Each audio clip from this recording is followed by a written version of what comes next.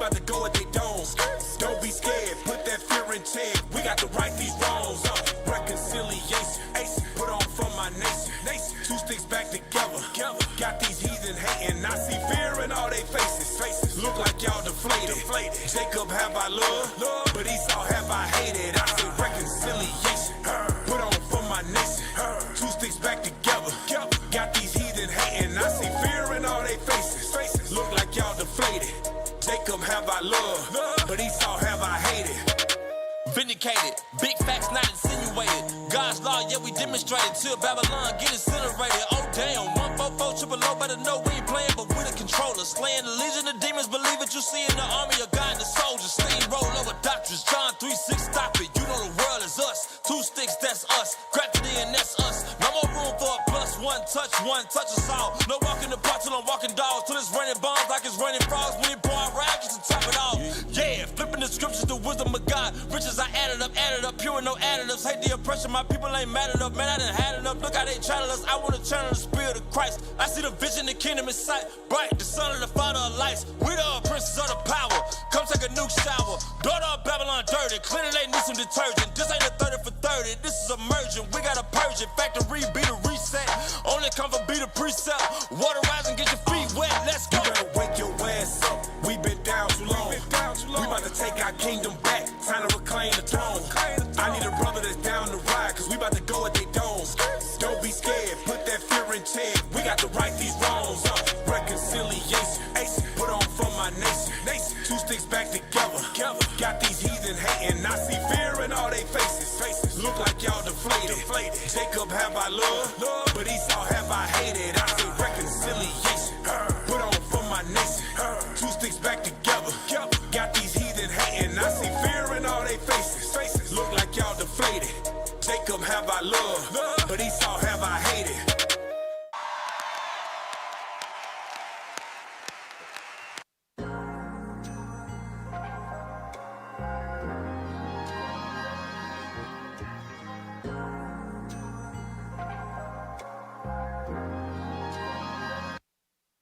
The majors watch.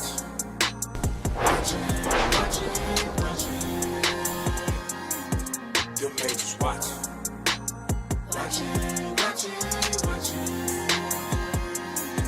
The majors watch. 10 times, right in the sun. 10 times, 10 times, right in the sun. They 10 times, 10 times, right in the sun. The majors watch. 10 times, right in the sun. I feel like someone watching me. I look to the heavens, my heavenly brethren, and it's not an eye to see. It's the angels of God, and they always lurking, and they got a lot to see. So watch what you're doing, cause they gon' tell, and yet it's his prophecy. Beholding the face of the Father, covered with glory and honor. They document all of your drama, they document all of your trauma, and they gon' do what he promised. Bringing vengeance on the adversary. Repent now, cause it's very scary. Lake of fire is your mortuary, we ain't ordinary life. Land inhabited, the heavenly host immaculate. I couldn't fathom it, but I know my God gon' handle it. Eyes in every place, invisible spirits without a trace. They all got tribes, fix your face. Access denied if you're not a race, and I'm. Them angels ain't gon' spare nobody. And yes, they know your name. Them angels ain't gon' spare nobody. And yes, they know your name. Watching.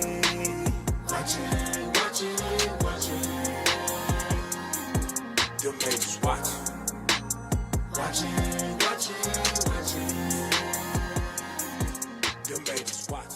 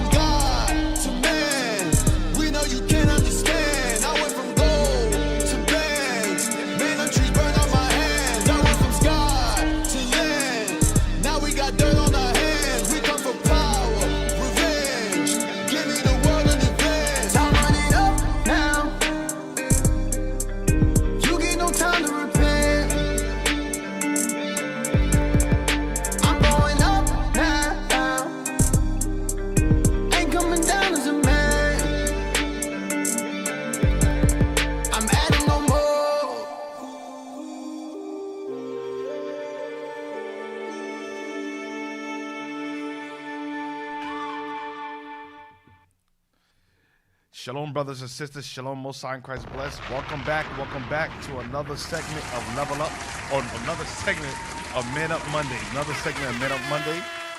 My name is Captain Joel, and to the right, Officer Phineas. to my left, Lil from the tribe of Benji. You done know. come on now, officer. Come on to my left, Officer Ruben, we in the building. and to my right. Officer Shatiel. Welcome back, family, to another Man Up Monday. Today's topic is America's drug empire, the destruction of black communities in brown countries. But before we get to the main topic at hand, as you know, we have breaking seals of prophecy.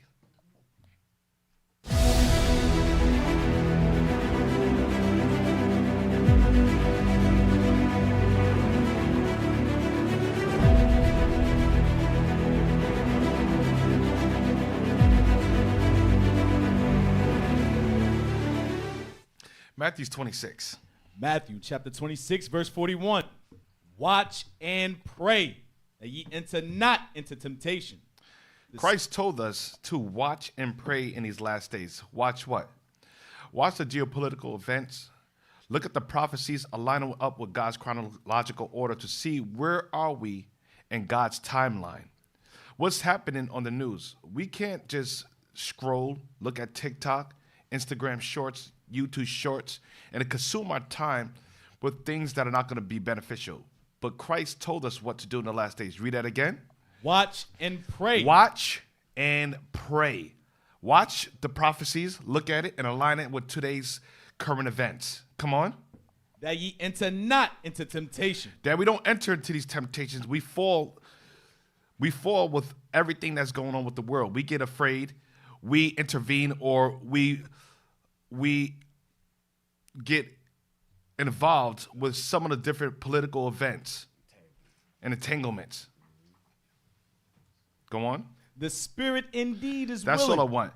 Now, the first article concerning breaking news this week and the previous weeks concerning President Donald Trump and his plans to invade Greenland, which is one of the territories that's owned by Denmark, Denmark being one of the ruling NATO governments. Trump, in his unprecedented order, and trying to acquire NATO as an American state, the 51 state, either trying to buy it, purchase it, or military intervention.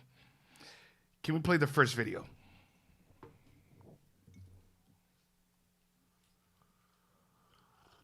We don't do it, China or Russia will. It's not going to happen. We are not going to have, and I like China, I like Russia, I love the people of China. Can we pause that real quick? Thank you. Can we get Article 5?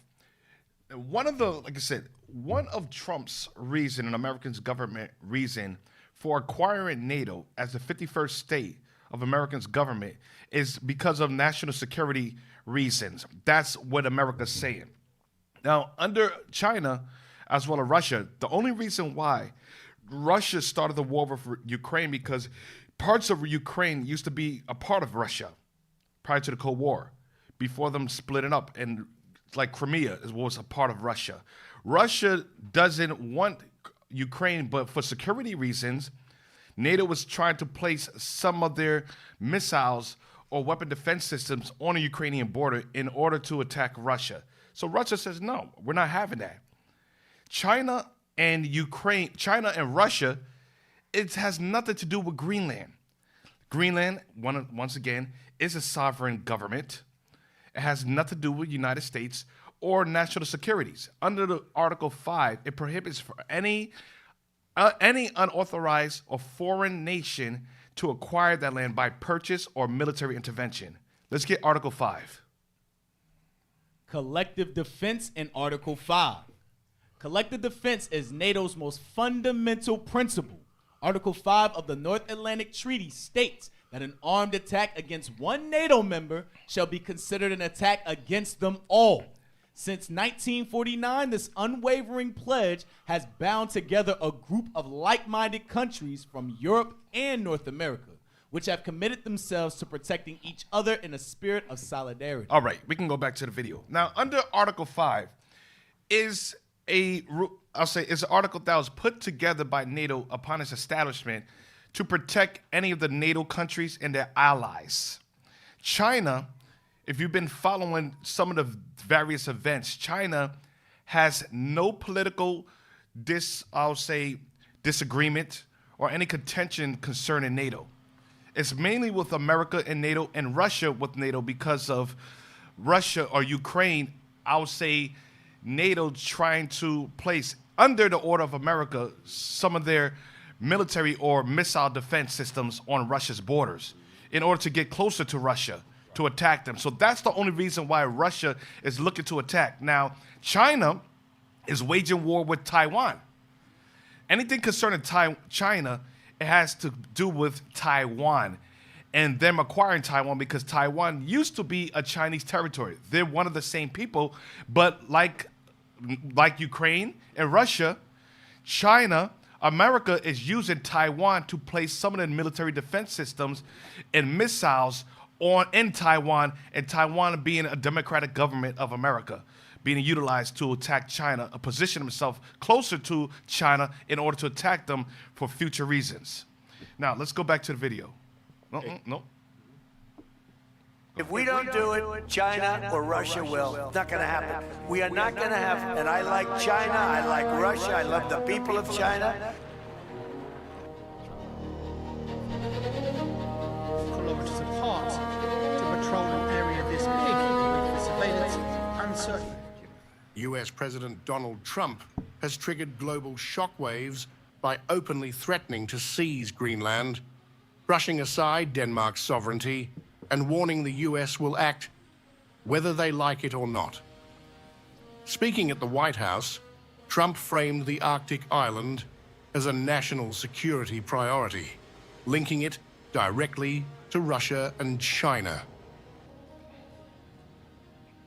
I'm not talking about money for Greenland yet. I might talk about that. But right now, we are going to do something on Greenland, whether they like it or not, because if we don't do it, Russia or China will take over Greenland, and we're not going to have Russia or China as a neighbor. Trump made it clear that diplomacy is optional. If negotiations fail, he says force remains on the table.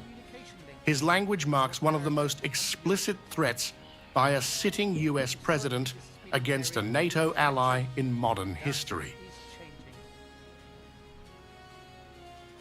I would like to make a deal, the easy way, but if we don't do it the easy way, we're going to do it the hard way.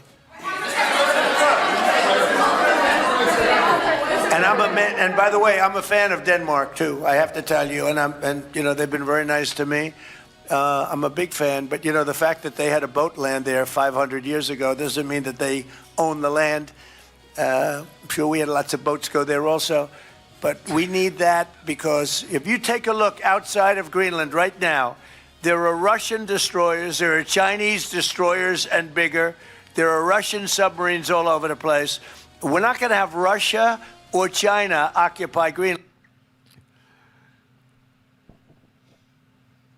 What we're seeing is unprecedented for a NATO allied country to attack their own. We're seeing Bible prophecy being forwarded at an unprecedented timeline that we've never seen ever.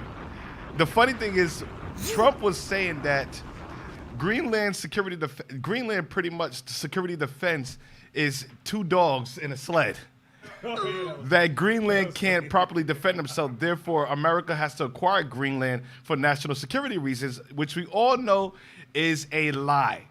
America wants to acquire Greenland because of the mineral rights. Greenland has an abundance of natural resources. In order for America to retain its imperialism and its rule over all nations, America needs resources in order to survive. Give me Obadiah chapter 1, verse 7. And Denmark has a rule, shoot first, ask questions later. So if America does decide to acquire the land by force, then there might be further developments, or we'll see what's going to happen. Like I said, we have to wait for Bible prophecy to unfold and see some of the events that's happening in order to know, okay, are we getting closer to the European Union and NATO turn its back against America. Obadiah chapter 1, verse 7. Obadiah, verse 7.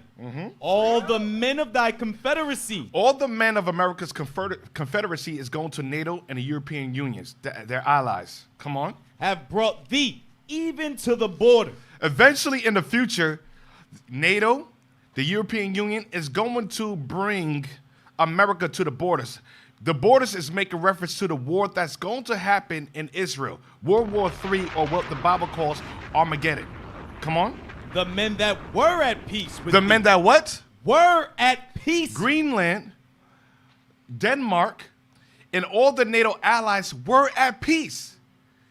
If you look at some of the citizens and what they feel about America being a 51 state and them acquiring it either through buying it or military force, they say that Greenland, we're a peaceful place. We don't want to be a part of America as a 51st state. We like our sovereignty. And Denmark, being another NATO ally, saying the same thing. Listen, Denmark is allied to Greenland, and by law, we are obligated to protect Greenland if a foreign entity or an invasion comes into the land without proper diplomacy. Come on. The men that were at peace with thee have deceived thee. The men eventually, because they know that America's military force is one of the strongest in the world, and America has the strongest economy, and they do all their trade through America. It has to go through the central bank system. Eventually, NATO, as well as the European Union, will deceive America and bring them down to the Valley of Jehoshaphat, or the Middle East, which is the land of Israel, for that final war. Get me Revelation chapter 17, verse 15. Revelation chapter 17 and verse 15. And he saith unto me, the waters which thou sawest, where the whore sitteth, are peoples. The waters is talking about nations. Where the whore, America is that great whore, Babylon the Great. America sits on all what? Waters which thou sawest, where the whore sitteth, are peoples and multitudes and nations and tongues. America sits on all peoples, nations, multitudes, and tongues. America controls all ruling empires, all governments. America reigns over all the kings of the earth. Read. And the 10 horns which thou sawest upon the beast. The 10 horns is going to the 10 common markets originally, but now it's the EU, or EU's military force, which is NATO. The whore which what? Thou sawest upon the beast. The whore that thou sawest upon the beast, come on. Thee shall hate the whore. Eventually, the NATO, the European Union, is going to hate the whore because of acts like this. Trump, and not only this, Trump berating himself in front of some of the other presidents, the ruling governments, pushing them out the way, disrespecting them, moving without NATO's compliance, looking to take land that doesn't belong to them without voting on it or discussing with the other allies. Eventually, they're going to hate the whore, or they hate the whore, like France rising up. They hate the whore. Come on. And shall make her desolate and naked. And eventually shall make her desolate and naked. Come on. And shall eat her flesh and burn her with... Shall consume her with thermonuclear warheads. Come on. And burn her with fire. Read. For God hath put in their hearts to fulfill his will and to agree and give their kingdom unto the beast until the word... In April 1949, they gave their power to America, which is the beast. Come on. Until the words of God shall be fulfilled. Until all the prophecies are fulfilled and America is destroyed by thermonuclear destruction. All right? Now, next segment.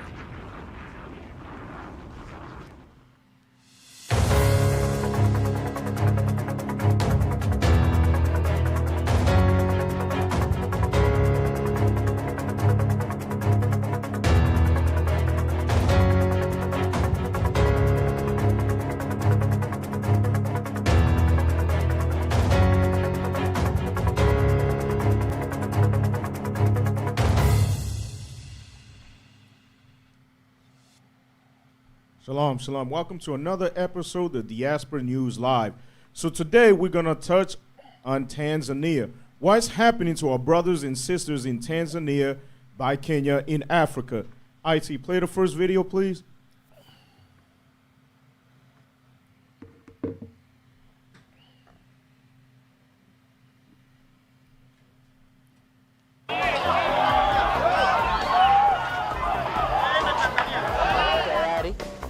nimeshakamilisha zoezi hili na niwaombe wa Tanzania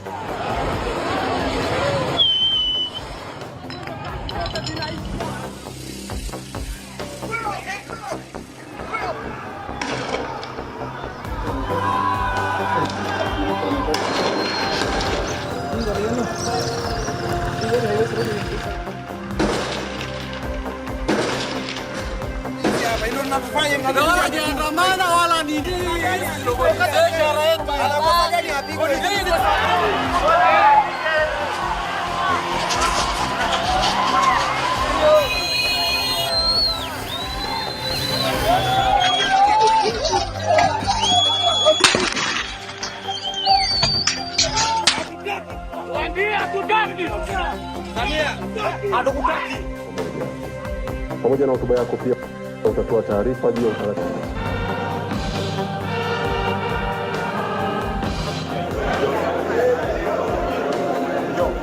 Unafanya kazi njema mheshimiwa. Unafanya kazi njema sana. Na hongereni.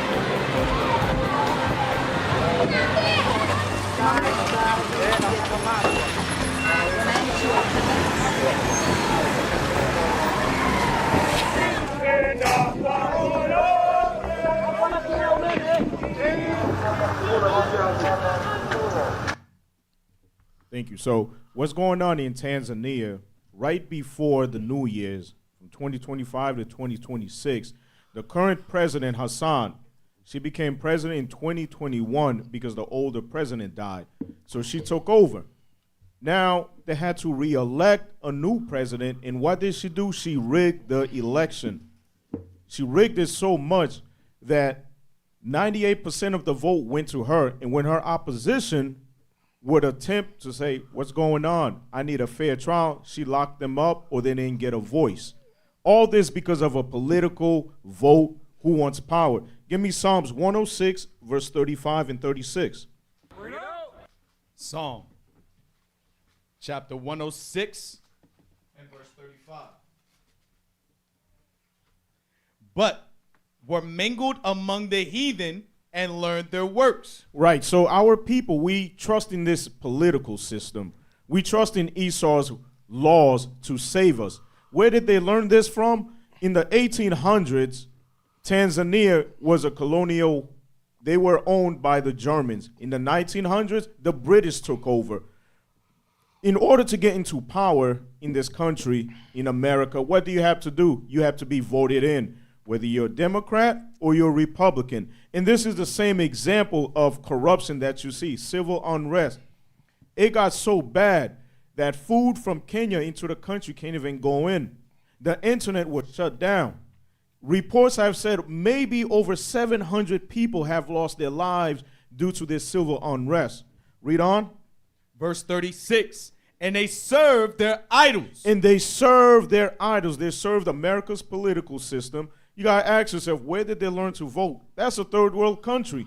But like I said earlier, and I brought to your attention, in the 1800s, Germany came into power. 1900s, the British came into power. America, voting political system, came over there to Tanzania, and now you have to be voted in. Read on. And, which were a snare unto them. What you just saw, people, was a snare unto them. Because she wanted to maintain control of the country, over 700 people lost their lives because they wanted to go against her, the powers that be. Get me the second article, and then get me Deuteronomy 17:15. Read the second paragraph. Well, read that first, please. How Tanzania's president, Samia Suluhu Hassan, went from reform to repression. Repression. Go down. That's her right there. Keep going down. Remove the low third. Pay attention. Where is it? The words? Yes, sir. The words seemed apt for the moment. In the 5 days leading up to her inauguration, unprecedented protests against her government shook the country and left potentially hundreds of people dead. Hundreds of people. There are Jews out there. Our people are out there and possibly dead because of what's going on in that country. Read on. The country's two main opposition leaders were both prevented from running. How do you think they were prevented from running? because of political power and corruption. Read on. Having been jailed or disqualified in the lead up to the vote. Opposition groups estimated that 700 were killed in electoral violence, while government authorities downplayed the unrest, blaming criminals for what they called isolated incidents. Blaming the unrest, blaming criminals. That's popular propaganda. If any of you watched last week's class, Captain touched on that. That's popular propaganda. She knows exactly what's going on, and she knows the reason behind it. Because of her political corruption, over 700 people have lost their lives. Read on. The Hassan, the 65-year-old incumbent, won nearly 98% of ballots cast, with turnout estimated at 87%, according to Tanzania's Electoral Commission. Right, so give me the last scripture, please. Deuteronomy 17:15. Deuteronomy, chapter 17, verse 15. Let's see what God has to say. Read. Thou shalt in any wise set him king over thee, whom the Lord thy God shall choose. So you can't vote for a righteous leader. You can't vote Democrat or Republican. God said he has to be the one to set that righteous king. What's that righteous king and who is it? That's Jesus Christ, the black Messiah. We're waiting on him to come and set us free, set us at liberty. And that'll be it for the diaspora. Israel, shalom. Lord's willing, you gain something. All right. Next segment, level up, level up. Let's kick it.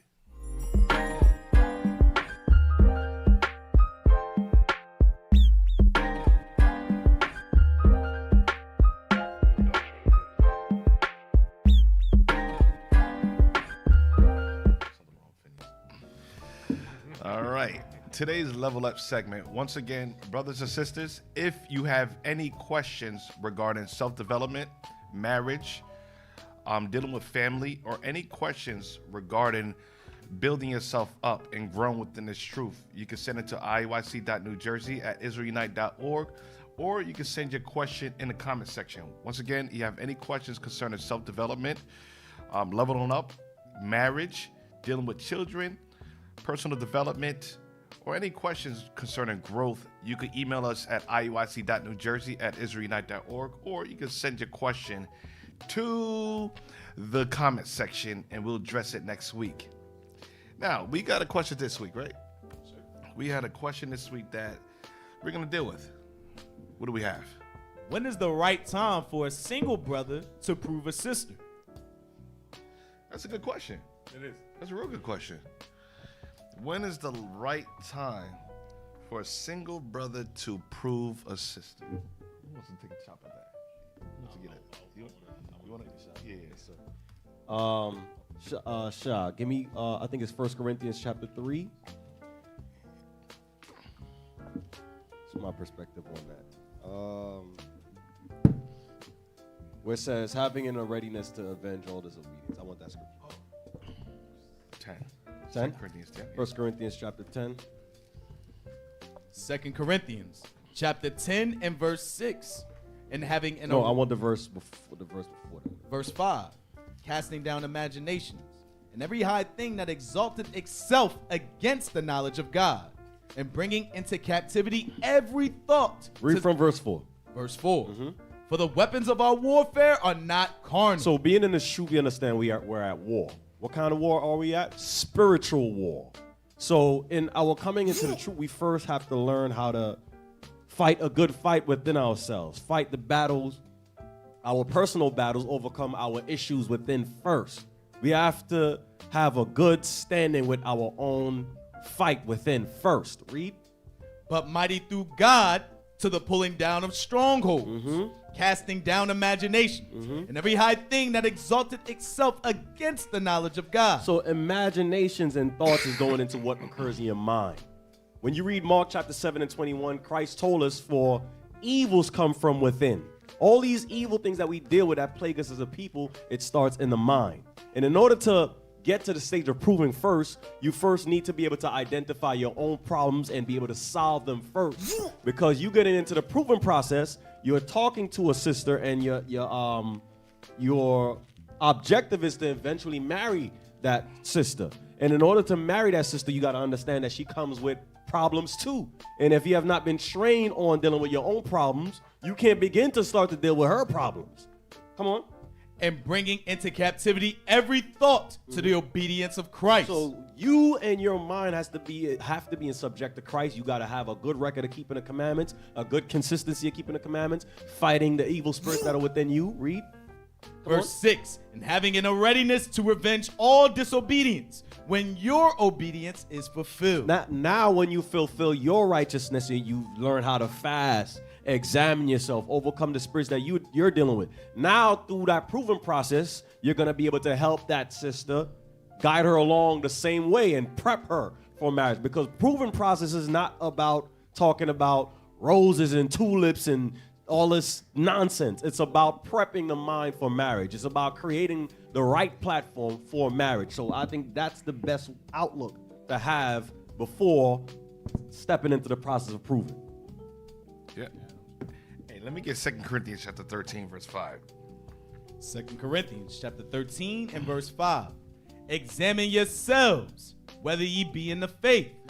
One of the first step, like Officer Jello was making reference to, is before you can prove somebody, you have to know yourself. Examining yourself doesn't happen overnight. You come in 6 months in the truth, or even a year, and you say, you know what? I'm ready to prove. I've been attending IUIC, keeping the high holy days, as well as I'm enrolled in Men of Valor. I'm a soldier of rank. I think I'm ready. Self-examination is not something that happens within a 6-month time period or even a year. There's things about you that you don't find out later on in life until you're presented to in terms of a certain scenario that brings certain issues, demons, or issues that you have in you that you never knew you had. It's in you, but you was never placed in a situation for it to come out of you, or you haven't really interacted like that. Some of you are quiet, you're antisocial, you're bashful, and you're thinking that that's being in the spirit. No, that's called hiding in the real demons that's right within you, and some of those be the worst people. Read that again. Examine yourselves, whether ye be in the faith. Examine yourself, whether you be in the faith. Be honest. We have the 300 program for brothers to get themselves right, learn how to deal with finance, learn how to deal with manhood, learn how to deal with budgeting. Everything that are the different requirements of what it means or what it entails to be a man. We also have a ladies in waiting program for sisters so that they could learn what it entails to be a woman, a godly woman, to be a mother, to be a wife.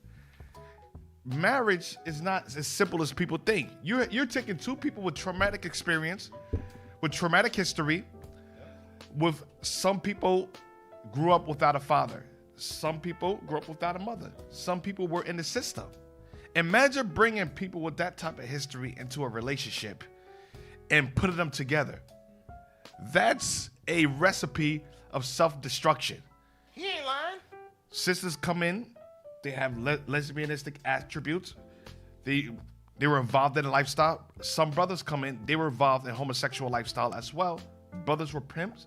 Some sisters were even prostituting themselves or was fast, promiscuous.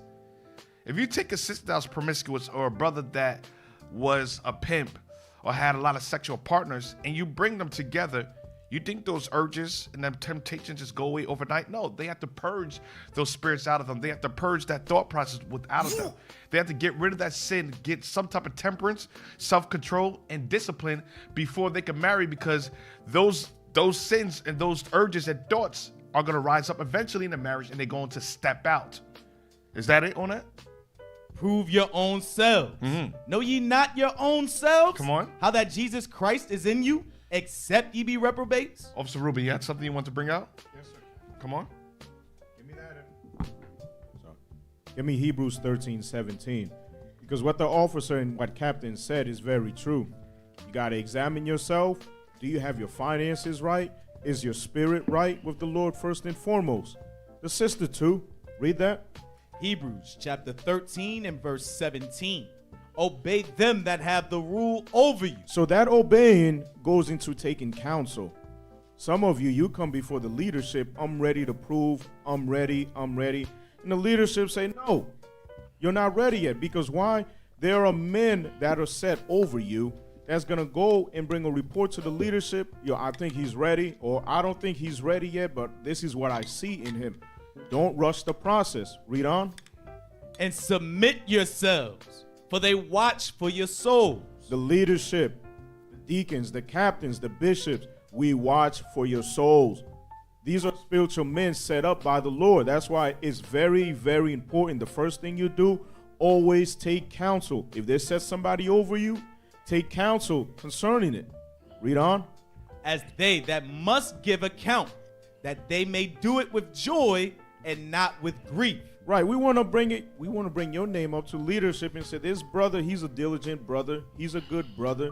He takes counsel. He takes heed to what we say. We don't want to, this brother doesn't listen. He doesn't self-examine. He doesn't read his 4 chapters. He's not getting his life right. He doesn't have a job. He refused to leave his mom. We don't want to give those kind of reports. That's why it's very important to self-examine yourself. Are you ready for a wife? Are you ready to bring forth children and establish a nation in Christ? Read on. Is that it? They may do it with joy and not with grief, for that is unprofitable for you. Right, so we don't desire that. The Lord said what? Marriage is honorable, but whoremongers he will judge. Always take counsel. That's first and foremost step. Hey, Officer Rubin, I like that. When he said always take counsel and go into the leadership. People think that we care about everybody's lives and we want to have control over people. The scripture's talking about not being lords over the God's flock. We're not trying to be lords and control everybody's life. What we're trying to do is protect you from you. Protect you from your bad decisions. I'll say a good percentage, because I don't want sisters to say, oh, no, that's not true. But what I will say is, like Officer John, I know you want to chime in on this. Some people call us cock blockers, Cap. Oh, they call it cock blockers? That's a word? A good percentage, I will say. And sisters, we love you. And we're trying to sincerely protect you. A good percentage, I'll say the vast majority of women make very bad decisions. Yep. How do we know that? Look at Future. Future has, I don't know how many baby mothers. Nick Cannon. How many baby mothers that he has? Young boy, fly boy, young NBA young boy. How many baby mothers? And you think women, and then he would do the same thing. What do? They sleep with them. They drop their seed in them, leave them pregnant by themselves. Christian Rock, the same thing. Blueface said it on the interview the other day with Club Shay Shay, saying that, with my exes, I still have sex with them whenever I want to. Yeah, she's my woman too. They outrightly say it that they don't really care. Chris Brown, how many baby mothers do they have? But the same sisters keep on falling for the same men, because a lot of you women, I just don't pick right. We had a protection over, we had a system set up to protect our women. You went from your father's house, and from your father was the one that chose the husband, because he knows that some of you women don't pick properly, you don't pick right, and you look at the man, his beauty. Get me that Sriracha tonight. Don't look at a man for his beauty. Look at the beauty of a man. And he said, wow, look at him. He could pop block. Look at Chris Brown. See you roll it. Damn, the man. You listen to Chris Brown, my man pop blocking over there. He said, wow, look at his dance moves. Wow, his jeans are baggy. Look at his feet. He got game. He wooed you, he wowed you, he talked you out of your panties, put on a little R. Kelly, and next thing you know, they're singing a single mom song, and you crying by yourself saying niggas ain't SH. No, you open your legs up. That means if the nigga ain't SH, then you ain't SH too, because you open your legs to catch fleas. If they said men are dogs, then you must be a BI. What is a female dog? Because you opening your legs to a dog. So the best thing and the safety measures that we put in place is, sister, come to the leadership, because what we're going to do as father figures is we're going to examine that man. We're going to examine his life. We're going to look at the godly attributes of him, his characteristics. We're going to examine his life from a family perspective. How was his upbringing concerning his father and his mother? How is his interaction with brothers in the body? Does he have a job? What are some of the things that he deals with? Because we don't trust brothers unless we know them. We have to know what are some of the things that he deals with psychologically, mentally, spiritually, some of the temptations that he's tempted with, some of the sins that he struggles with. We have to know all these things, and we say, if you're interested in him, okay, that's fine, but at least give us enough time to build that brother up, to nurture him with the scriptures so that we could present him as a chaste virgin, meaning that he's spiritually and morally ready, a man of integrity, so that he could take you on as a wife, that you can have a successful marriage. You got that? Yes, sir. Sirach, chapter 9, verse 5. Gaze not on a maid, that thou fall not by those things. You got the one for man, Sirach chapter 11. Come on, my man. You're supposed to know that. Sirach chapter 11 and verse 2. Come on. Commend not a man for his beauty. Command not a man for what? For his beauty. Don't look at a man and say, damn, that brother looks good. He's handsome. He's attractive. Look at that lineup with that beard. Look at it, man. I ain't talking about me now. No, so I ain't talking about me. But look, my wife at home like, She said, I see you. But you like, man, that man's handsome. Look at his shoulders, his pectoralis, the way he stands. Look at his walk. His status is hood. He looking good. Damn. Look how he talks. The brother's smooth. He got something about him. His aura is on 100. So you're like, God damn, I need me a piece of him. What did the Bible say? Commend not he a got man. Swag. The Bible says don't command a man. Don't look at his swag, the way he talks, the inflection in his voice, the way he max it. The Bible says don't command a man. Come on. Commend not a man for his beauty. Don't command a man because he look good. He pop and lock and drop. Come on. Neither abhor a man for his outward appearance. Man, you look at him like, I don't want that nigga over there. That nigga look like a buck-tooth beaver over there. Come on, you gonna say something? That's not my type. That's not my type. The ones that's not your type has a good job, has his own place, spiritually, morally, right, ready, and has a man of integrity. That's not your type. But he just look like Kimbo Slice. He look like Kimbo Slice. Damn. But Cap. Well, he's a good brother. Why didn't they come into the truth with their types? They're still chasing him. Oh, that's a good one. Yeah, you're right. 30 men later, and they still not your type. You tried every flavor in Baskin Robbins, and you have yet to find your flavor. Sis, you have no type. Sound like a documentary. Yeah. 30 men later. 30 men later, and he's still not your type. Sister, which one was your type? Number 1 or number 30? Some of you is number 1 or number 50. Which one was your type? Damn. Was it this? Was it your size? Are you looking for the perfect size? Are you looking for the perfect shoes? Are you looking for the perfect swag or perfect speech? What are you looking for? You don't know what you're looking for. It was never designed for you to know what. You don't have a type. Your type is whatever the Lord gives you. Cap, some of the flavor is Neapolitan. They want all the flavors combined together. Damn. That's their type. Damn. You ready to go to the next one? Let's get to the next one. Yeah, let's get to the next one. Brother's about to go off. Come on. Next question. Also, should proving a sister only be done inside the body? Mr. Phineas? Yes. Give me Amos 3:3. Amos, chapter 3. You know it's gonna get deep once you put the glasses on. Oh. You put the glasses down like, oh, come on. Amos chapter 3, verse 3. Can two walk together except they be agreed? So you have to have one mind. Because anybody in the world, they have their own conception on how a relationship is supposed to be. And you following what God says a true relationship is supposed to be. So now, how would it work? So it only going to go by what? You know how many times people say in the world, I thought he was a good brother. I thought she was a good sister. It's because that each one of you have your own belief of how a relationship is supposed to be. That's the reason why you must have the same mind, same belief, same understanding.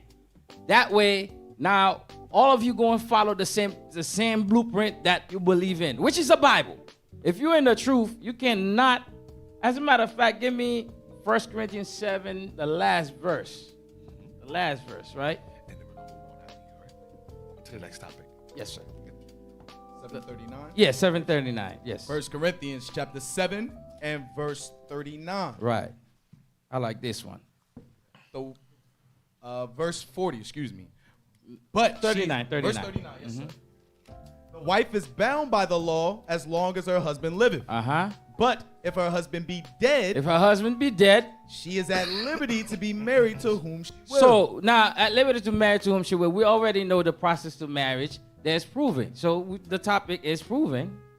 Only in the Lord. Only where? Only in the Lord. So if you're a believer of the Bible, the commandment, you're a commandment keeper, so you must marry somebody in the Lord, somebody that believe, that have the same faith, same belief as you.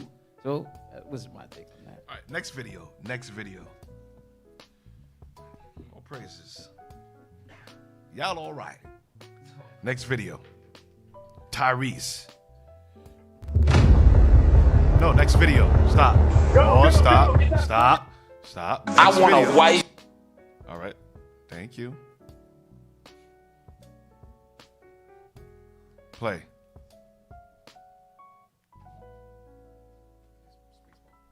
A wife that will know exactly what to say and what she's saying when I'm broken and I'm confused and I'm fucked up and I'm on the brink of destruction. That we're gonna be okay. And I woke up to we're about to lose it all. Hey, go ahead. Pause You don't it. even know what to say. Yep, you got two things playing. Can you start all again? Let's get it right, IT.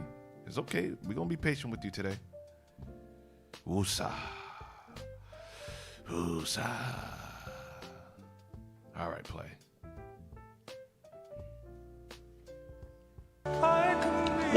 I want a wife that will know exactly what to say when I'm broken and I'm confused and I'm fucked up and I'm on the brink of destruction and I woke up to we're about to lose it all.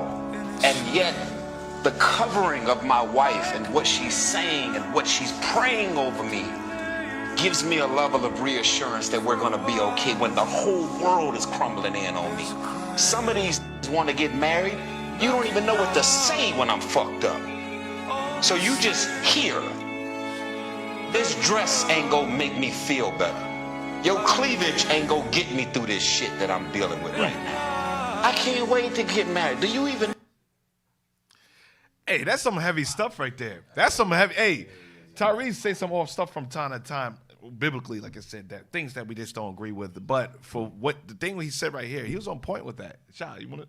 Hey, real quick, can I get Sirach chapter 25 and verse 23? Yes, Because that point at the end is the point that hit me the most. He says some of these women want to get married. Y'all don't even know what marriage is. Yeah. Y'all don't know how to uplift a man. And the Bible talks about these women and what they do to a man.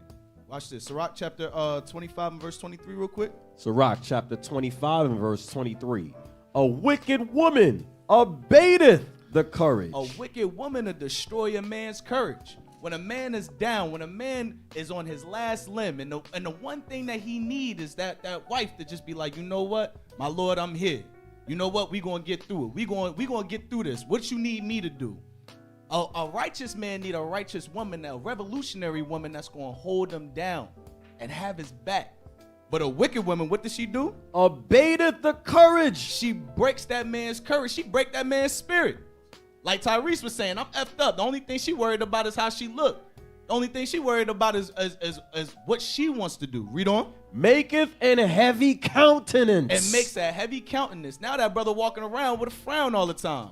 I think, Cap, you had brought this out maybe last week or the week prior. Brothers sit in a garage. They sit in the car.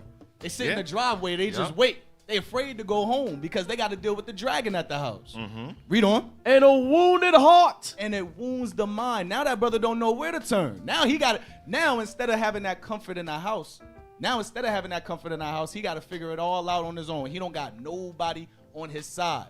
The Bible says that your wife is supposed to be a helpmeet. So going back to the point that y'all literally just brought out with brothers asking, yo, can we prove? How do we prove? So on and so forth. That woman got to have the same mindset as you. Because if she don't, this is what you dealing with. You understand? There's more. My fault, officer.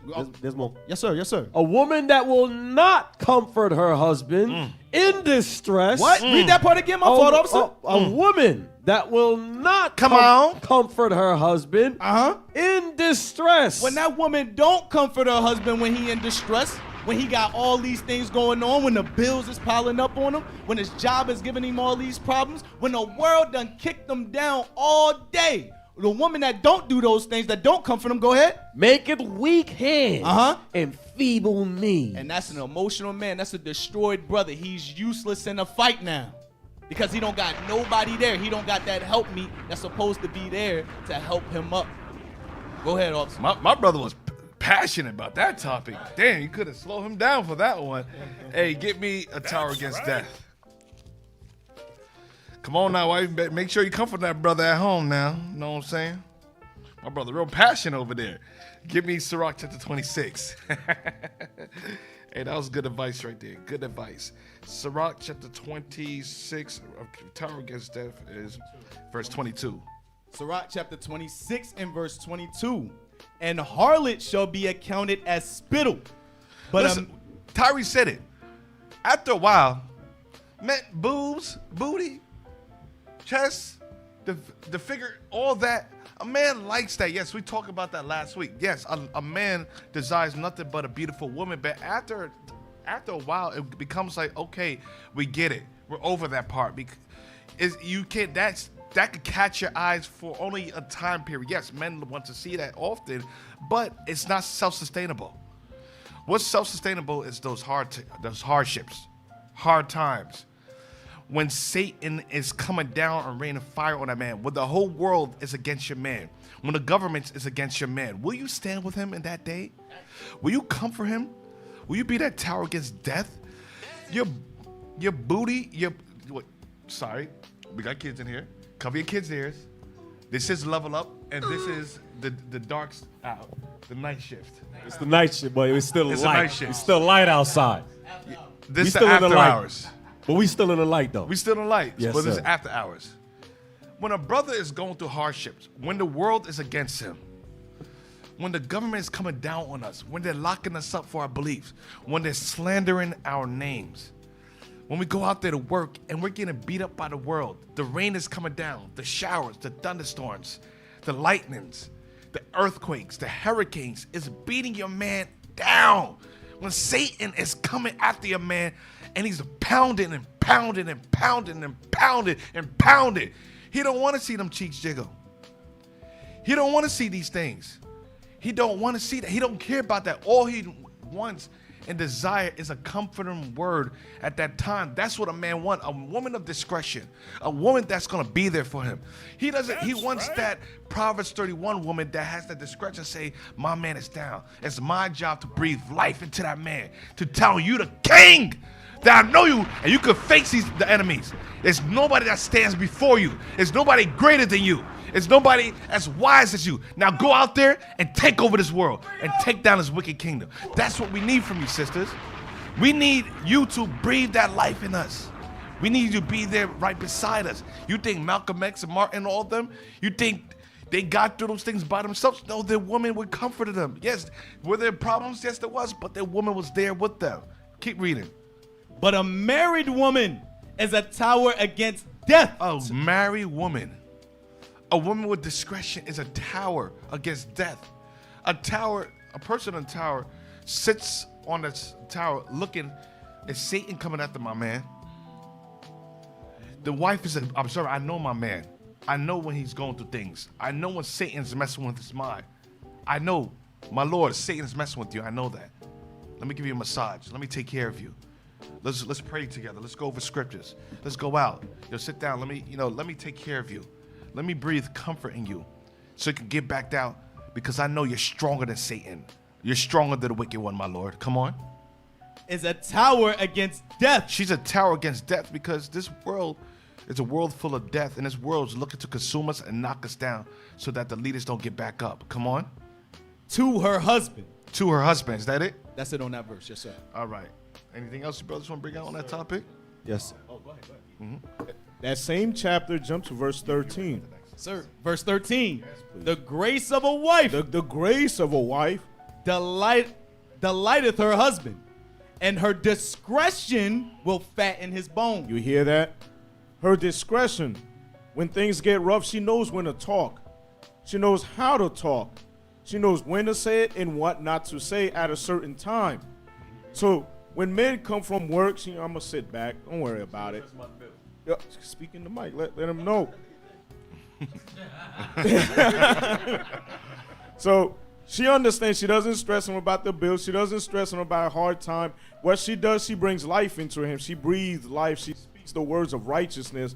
Like when you read Proverbs 31 and 10 down, it gives you how you're supposed to be, sisters. Like our foremother, Anna. When Toby couldn't work no more, she said, I'm going to work from now on. Don't worry, I got your back. And she made sure it happened. You understand? That's the kind of sisters we're looking for. Revolutionary sisters. We're here to take back the kingdom. All right? All right, so that's the last topic for Level Up. And next week, like it's Lord willing, we'll bring more topics out. Brothers and sisters, if you have any questions that you want us to deal with, you need solutions to, we can answer it. Like I said, we won't reveal who you are. It will remain anonymous. Because your question is other people's questions. What you're going through, what you're asking is what other people are wondering. How do I deal with this? And that's why we put this segment together to deal with some of the issues that's happening within our communities that we don't really discuss. And what we're going to do in this panel, we're going to be real about these things. We're going to tell you from our perspective. And yes, sometimes it can get a little bit rated R. So sometimes, cover your kids' ears. But you can reach out to us if you want us to answer those questions at iuic.newjersey@israelunite.org, iuic.newjersey@israelunite.org. If you have something during the week, write it. If you have a question right now you want us to deal with next week, post it on the comment section and we'll deal with it. Now, to the class. Let's get the thumbnail. Go, go, go! Get that perimeter locked down! That's the last of them. Good. Let's seal it up.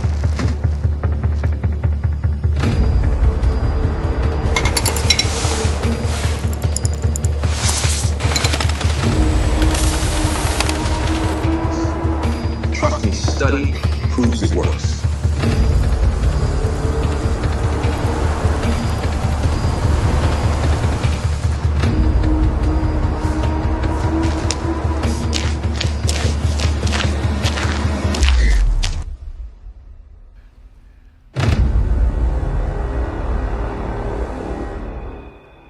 Hey, let's give it to the AV team and whoever made that thumbnail.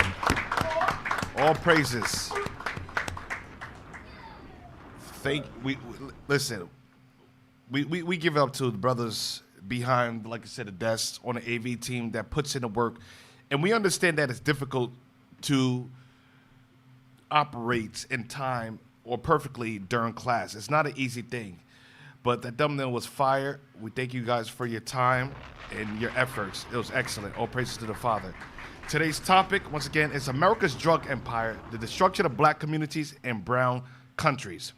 And it was inspired with the different events that's going on right now in the news concerning President Maduro and him being kidnapped as an international elected president of Venezuela that's internationally known, and was kidnapped by the United States government and brought up on drug charges and weapons of mass destruction such as machine guns. Now, Maduro was just brought to the court system in court of law to be charged and arraigned. And one of the things, like you can see up on the paper, he was a internationally elected president being charged by the United States Americans government or judicial system. Notice how the international, anytime there is a disagreement or anytime there's issues with countries breaking international law, it's supposed to be brought forward towards the international law of court, not the United States. The United States government is not the international law of court. There's a court committee that's set up. If you could get the images of the court committee, the international court committee, that's set up to deal with issues and war crimes of countries concerning Israel. You have the international court committee tries to bring Israel and Netanyahu up on war crimes, trying to charge him with terroristic activities, but America's blocking that and threw that out. That's a legitimate concern. When countries are brought on international charge, you have the international court that was set up to deal with matters like that, not America's government or America's judicial system. Can we get the first article? Now, the allegation that was brought up on President Maduro as being a narco president, or one of the narco president in a drug cartel, was brought up actually by a man named William Barr, in which he brought up these accusations in the year 2024. You got it? So let's bring up the first article. What happened in court? After claiming Maduro was its kingpin, DOJ now admits in court that Cartel de los Soles isn't a real group. They just admit the whole war on drugs in Venezuela and overthrowing the Venezuelan government and kidnapping President Maduro was based upon the accusation of him being a narco-terrorist cartel, or one of the head of the cartel de las Soles, Cartel de los Soles. It isn't a real group. They made it up. They've been pretending that this made-up thing was real for a year. But now that they had actually to demonstrate its existence in court, they're going to cram it down the memory hole. The government, after they arraign him, they're trying to indict him on drug charges, and now trying to forget the charges that they brought him up on, as if even with the war propaganda, the drug propaganda, all the accusations being made for over 2 years, ever since actually 2020, a fabricated lie, now being brought up in a court of law where you have to actually present evidence based upon the charge being brought forth for President Maduro. All of a sudden, we forgot. We don't know. What? Oh, too bad. Come on. One of the central claims the Trump administration has used to justify the overthrow of Venezuelan President Nicolas Maduro and describe his government as illegitimate is the allegation that he is the leader of a multinational narco-terrorist organization known as Cartel de los Soles. But now that the Department of Justice must prove that the allegation in court following the U.S. military's kidnapping of Maduro last week, prosecutors are backing off the claim and, in effect, admitting what critics had long protested, that Cartel de los Soles is not, in fact, an organization at all. Give me Revelation chapter 12, verse 10. Cartel de las Soles was a fabricated, made-up organization that William Barr was pushing in order to bring federal indictment on President Maduro as a narco-terrorist drug kingpin. Kidnapping. Now, what I want to see is, how are they going to stick this in a court of law, and what is going to be the outcome of him being arraigned and indicted on drug charges? So what are they going to bring him on? What type of charges? How are they going to keep this lie going? And how many years of prison? Because once America kidnaps you, we want to see, okay, once America has their eyes on you and toppling the government, they're going to fabricate it and imprison you on false charges. You have many political prisoners during the 1970s, the 60s, as well as the 70s. You have the famous group in Philadelphia called the Move Movement, as well as the Black Panther Party. And Asada Shakur, one of our beloved sisters that recently died at Cuba, they try to bring up on false charges and prisoner. But all praises to the Most High for brothers, true revolutionaries that broke her out of prison and rescued as the heroes that they were and heroes that they are. Many political prisoners still locked up to this day based upon false charges in order to topple the Black Power movement. Revelation chapter 12, verse 10. Revelation chapter 12 and verse 10. Brothers and sisters, make sure you like and share the class. Like and share the class. Like and share the class. Let's get the likes up. Let's get the shares up. Pass this along. Get the likes and shares up. Come on. And I heard a loud voice saying in heaven, now is come salvation and strength in the kingdom of our God. Now there's going to come a time that salvation and the kingdom of our God will come to pass. It will be brought to this earth. We will be saved out of this terror, out of a terroristic regime called the United States American government. Come on. And the power of his Christ. And the power of his Christ, read. For the accuser of our brethren. The what? The accuser of our brethren. The accuser of our brother. The United States government has accused our brothers from the 1960s to the 70s during the Black Power movement, to the time period during the war of drugs under the Nixon administration, under the Carter administration, under, what's the other president in the 19s? The Reagan administration with the war on drugs, the Clinton administration, the Biden administration, and now today the Trump administration. The what? The accuser of our brothers. The accuser of our brothers is cast down. Are going to be finally cast down. How do they accuse us? They accuse us and bring us up on drug charges, fabricated drug charges. They say that Captain Ibrahim Traoré is not good for Burkina Faso and United of the People and being self-sufficient. They constantly accuse and topple regimes and governments in order to take control of the natural resources or set up a puppet government leader in place. So America control the resources, set up the military in order to have control over the world, the resources as well.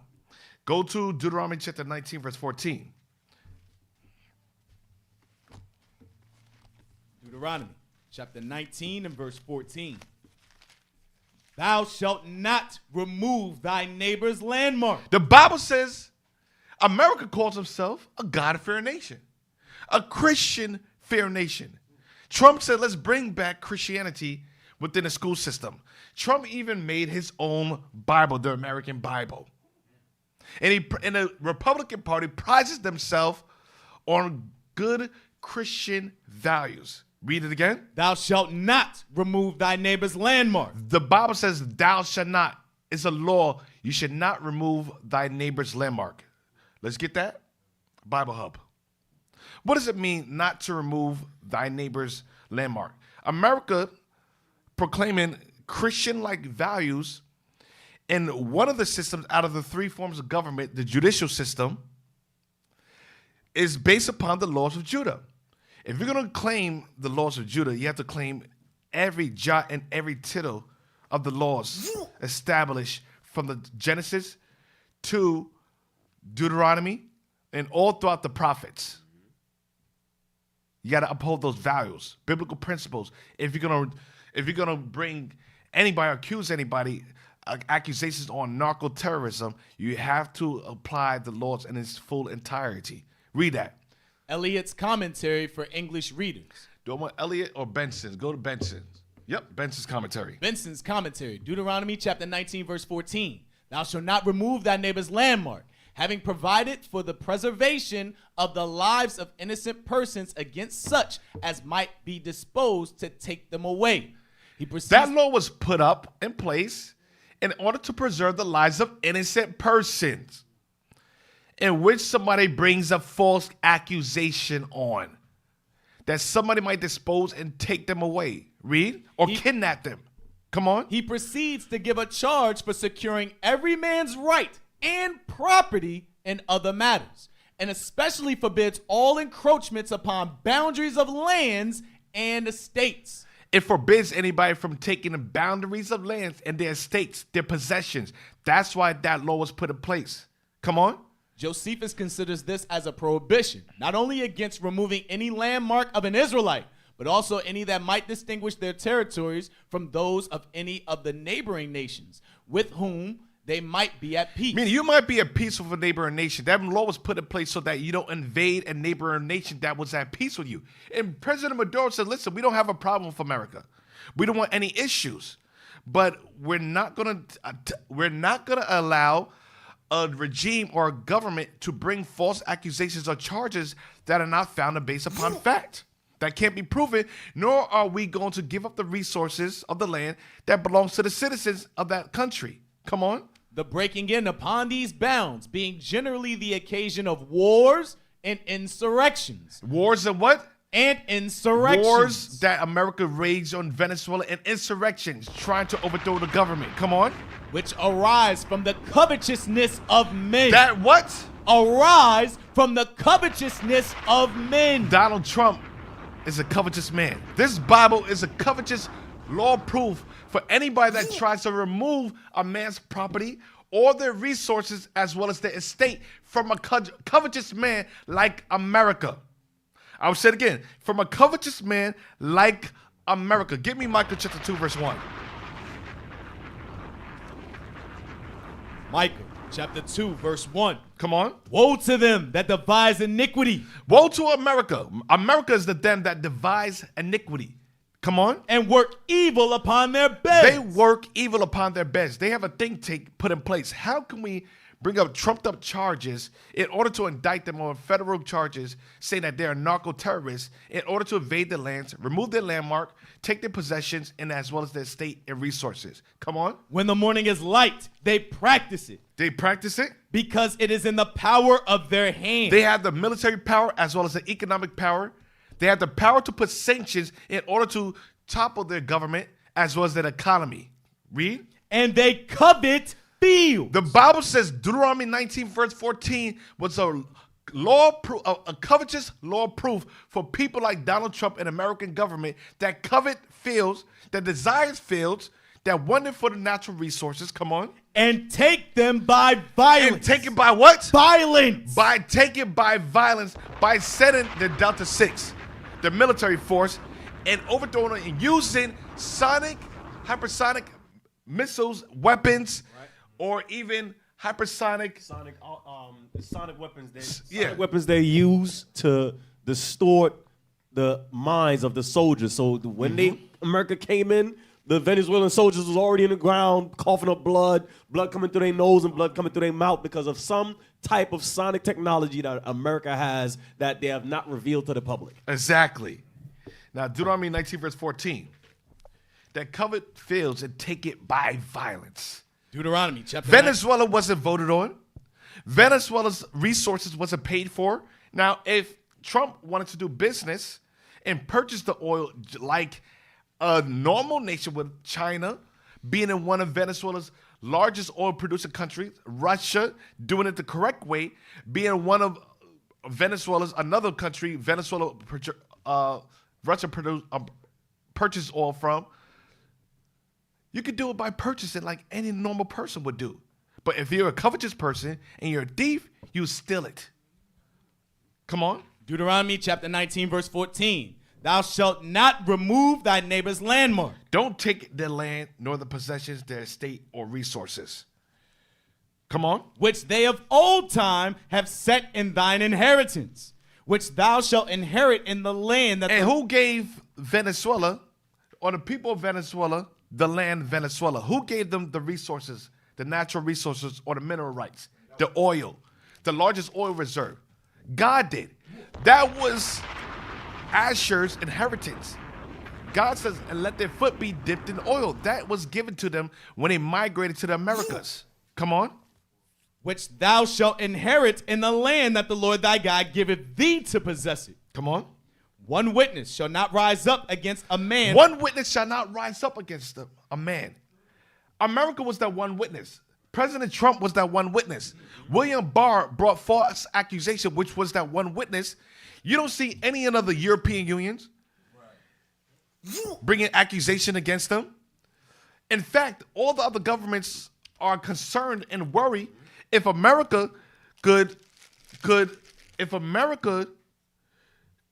unjustly, without getting the vote of Congress or even bringing it to their allies, NATO, and vote on it, either even go into the International Court of Law in order to bring see if the accusations are true or not.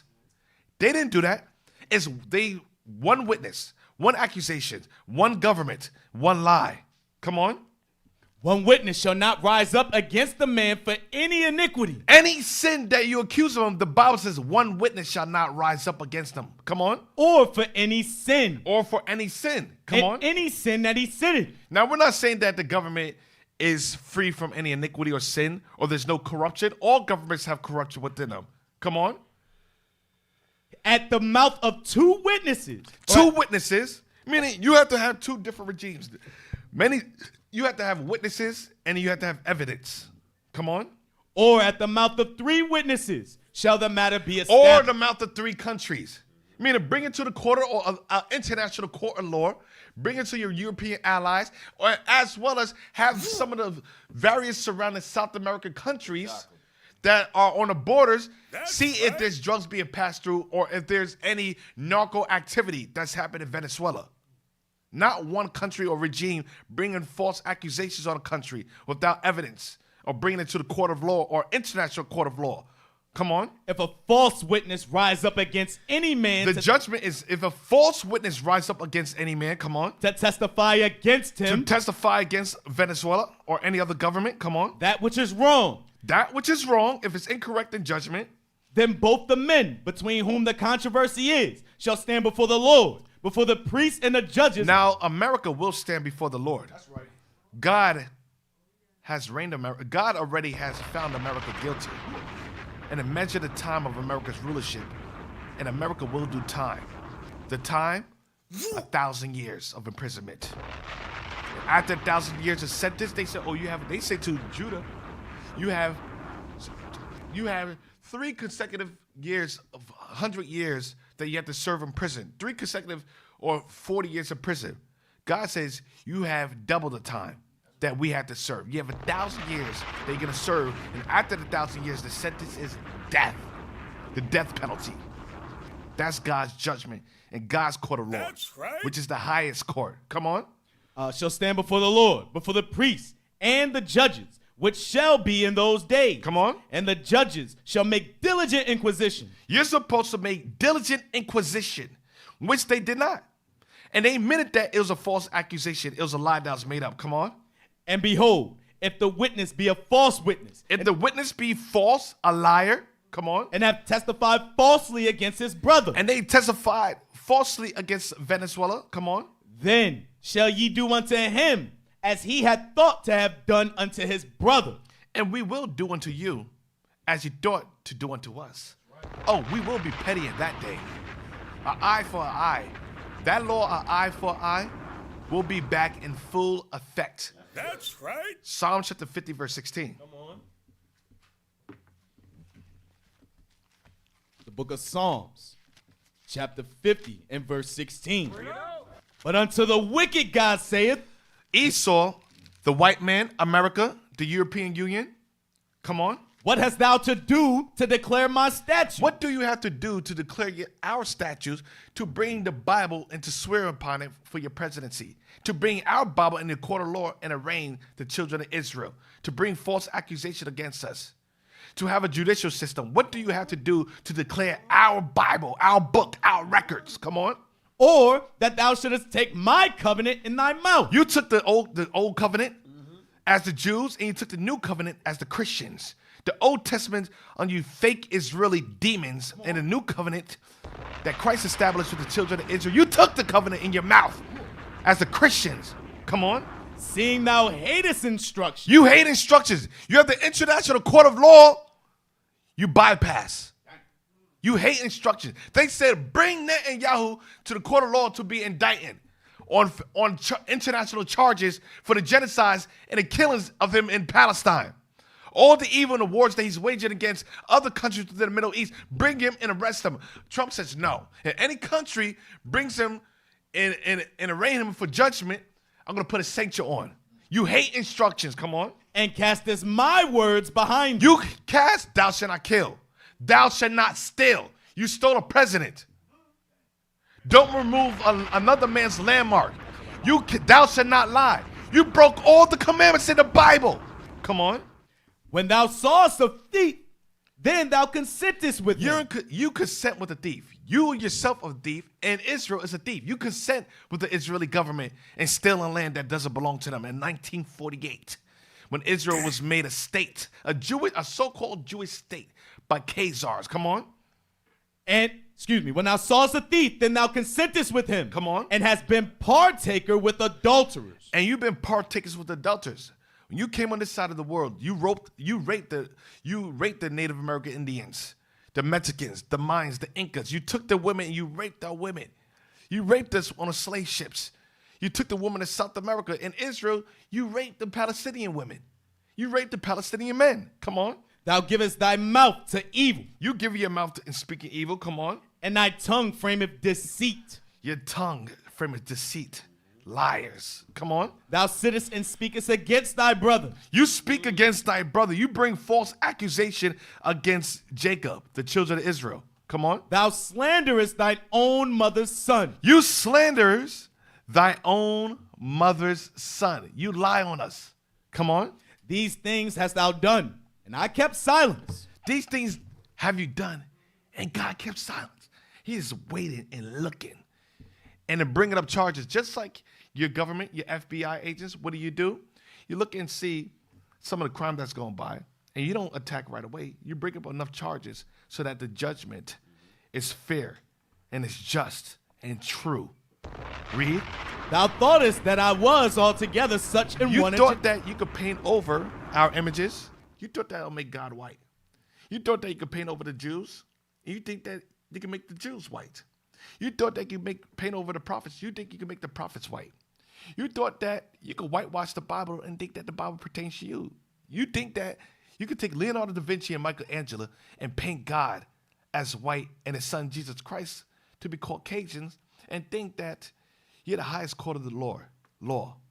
But you thought that God was one with you when you came and you slaughtered the Native American Indians. You took the Aztec Mayans and you killed them. You decimated them. You threw their bones, their bodies into the water. You killed the children of Israel. You thought that God was one of you. You thought that God was on your side when you do all this evil. Come on. But I will reprove thee. God says, I'm going to check you. I'm going to check that ass. Come on. And set them in order before thine eyes. I'm going to set my people in order before your eyes. There's not a damn thing you could do against the uprising and the greatest revolution to ever exist on this earth. The rising of the 12, Jacob's children, back on this earth again.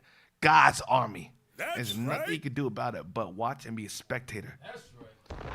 Give me the next article. The White House presidential designated fentanyl as a weapon of mass destruction. Global Report on Cocaine 2023.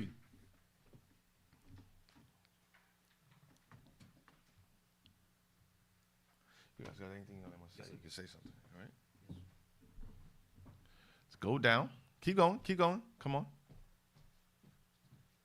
All right. I think it's there. Enlarge it. Is that the cocaine one? Wait, is that the... No, the article. The article where it says the whitehouse.gov.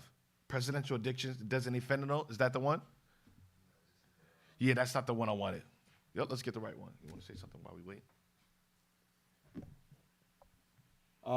Give me 2 Ezra chapter 11 real quick. 2 Ezra chapter 11. I think it's verse 39. 2 Ezra chapter 11 verse 39. Let me look at it. Hold on. Yep, go ahead. Are not thou it that remainest of the four beasts, whom I made to reign in my world? Right, so the it there that the Lord is talking about is the fourth beast. This Caucasian empire that has risen up and is ruling in these last days. The so-called white man, read. That the end of their times might come through them. So the reason why the Lord has the white man in power is to bring about the end of the world. That's why he's lying and slandering on nations. He's getting every nation pissed off. He got weapons of mass destruction because God means to use him to bring about the end of this world. Read. And the fourth came and overcame all the beasts that were past and had power over the world with great fearfulness. So America has power over what? Over the world with great fearfulness. America has power over the world with great fearfulness. Nobody can retaliate with what happened with Venezuela. Russia and China could only talk. They can only talk and say, oh, we condemn the acts. Right. This ain't right. But they can't do nothing past that. Who's going to step to America? Right. Nobody's going to put action to them correcting America. They're not going to do that. Read. And had power over the world with great fearfulness, and the whole compass of the earth with much wicked oppression. That's what we're seeing unfolding before our eyes. Much wicked oppression. And this is only the beginning. Only the beginning. Right. They wanted to go to Venezuela to take the resources, and they lied on the president and said that he was a narco president. Right. When all that they wanted was the resources. They wanted the oil. They wanted the silver. And whatever else resources is in Venezuela, they wanted to take it, but they had to go in there with a facade and lie. wicked oppression. Read. And so long time dwelt he upon the earth with deceit. With the lies, with the slander. What Cap just read about him having power to do these things. One of the forms of power that he has is that media power. What do I mean by media power? He's going to say, oh, Maduro is a narco president. Get everybody believing it. Yeah, he's a narco president. We got to go in there and we got to go for the Venezuelan people and we got to make sure a good regime is in there to deal with the people right and this and that. You eat it up. You believe it. Now they backtrack. Oh, the gang that we said he created is not real. What? That's why in the beginning it was about drugs. Then before they actually went into Venezuela, Donald Trump started saying it's because of the oil. All of that is a reason why he started leaning more towards the resource because he knew it would have came out anyway. Read. Verse 41. For the earth hast thou not judged with truth. Because God has set him up to be the power on the earth. But he's not judging the earth with truth. What's the truth? The laws in his Bible. He claims that his system is built on the judicial laws. But he's not following one. Read. Verse 42. For thou hast afflicted the meek. The meek is our people. That's prophecy being fulfilled right now with Maduro. Right now. President Maduro is from one of the tribes in the nation of Israel, from the tribe of Asher. He falls into that category. Read. Thou hast hurt the peaceable. The peaceable is talking about the Israelites. Read. Thou hast loved liars. You love liars. America like to tell lies, and he love the so-called Israelis. They be telling lies. They be lying out their behinds. Lying. Read. And destroyed the dwellings of them that have brought forth fruit. And destroyed our lands that God gave to us with our natural resources. You come in there, you destroy the land, you destroy the people, and you take over. You are a plague. You are a disease. Right. You are a virus. Bring it up. But we got the cure for your ass. Right. Come on, Cap. ICBM. That's right. Nuclear missile. We got fire for their ass. The number one cleanser. Number one cleanser. Now, brothers and sisters, like, comment, make sure you share the feed, make sure you get the likes up. Let's get the likes up. Let's get the likes up. Let's get the likes up. Come on, we only had 28 likes, 400 people on. Let's get the likes up. Let's go. Let's go. Let's go. Let's get the likes up. Make sure you share out the class. Make sure you share out the class. Brothers and sisters, let's go. Let's go. I don't see that thing moving. I don't see that thing moving. Let's get the comments now. Let's get the next article. Designating fentanyl as a weapon of mass destruction. Designated fentanyl now as a weapon of mass destruction. This sounds like a repeat of President Bush's administration when they say that Afghanistan had weapons of mass destruction. Come on. By the authority vested in me as president by the Constitution and the laws of the United States of America, it is hereby ordered. Section 1, purpose and policy. Scroll down. Illicit fentanyl is closer to a chemical weapon than a narcotic. 2 milligrams, an almost undetectable trace amount equivalent to 10 to 15 grains of table salt, constitutes a lethal dose. Can we see when this, so the date is December 15, 2025. That was last month.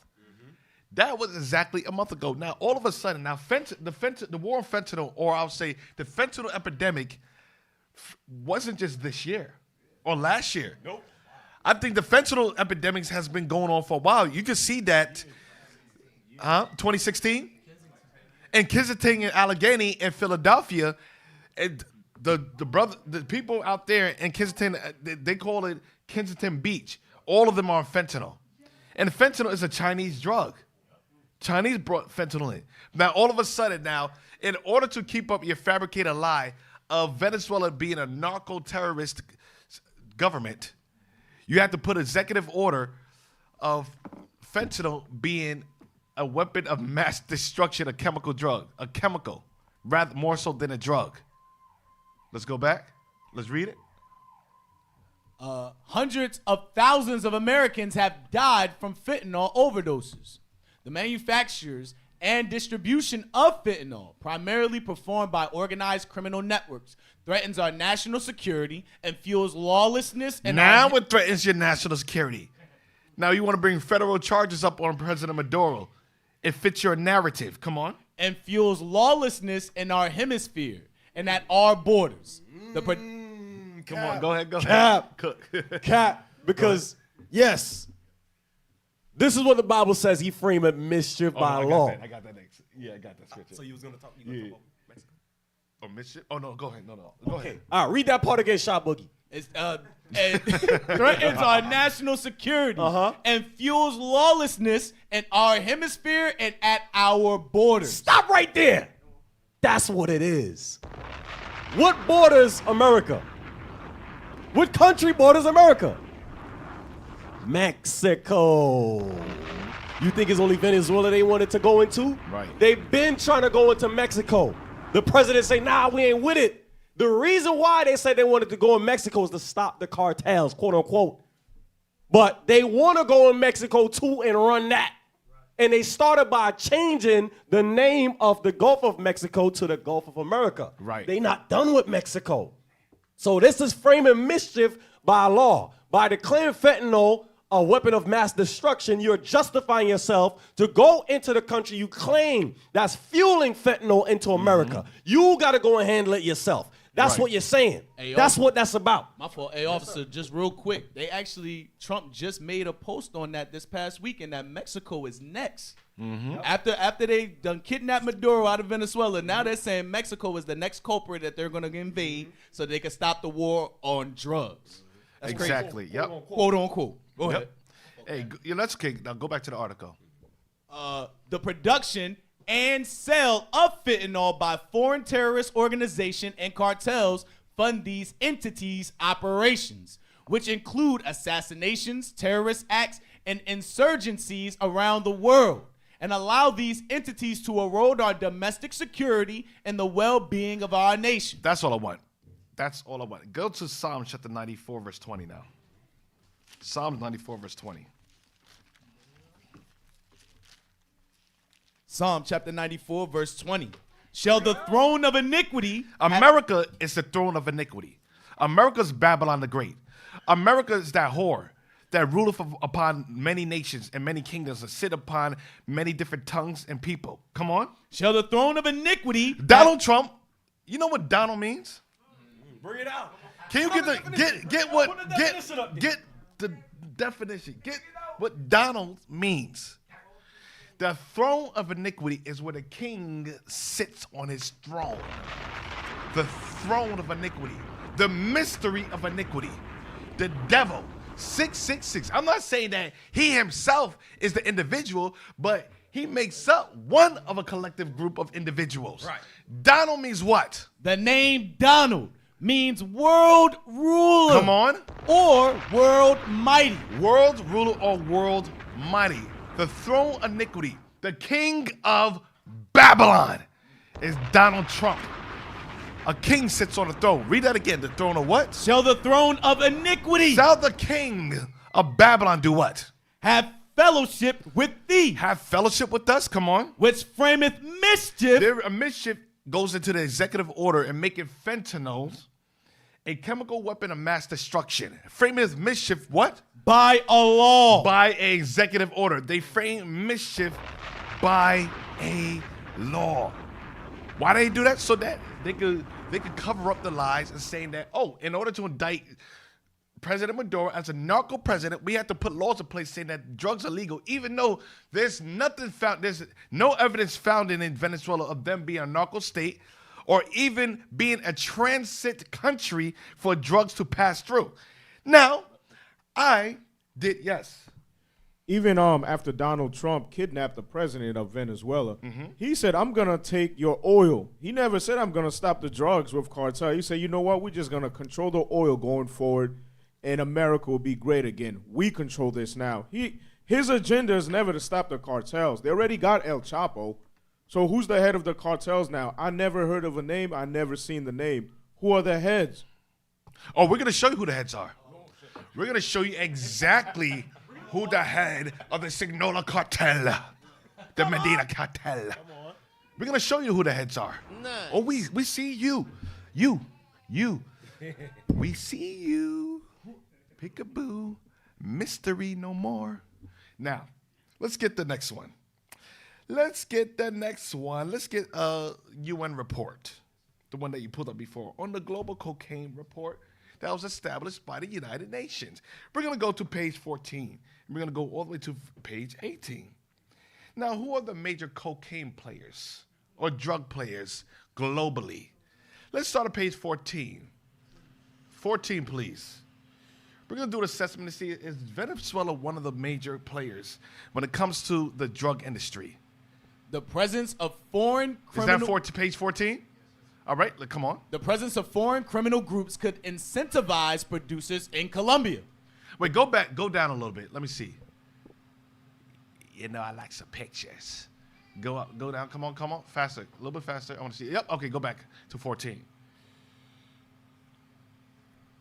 The cocaine trade in Colombia was once controlled by just a few major players as a result of a fragmentation of the criminal landscape following the demobilization of the Fuerzas Armadas Revolucionarias de Colombia, FARC. In 2016, it now involves criminal groups of all sizes, structures, and objectives. But signs of consolidation of some of these groups have recently emerged.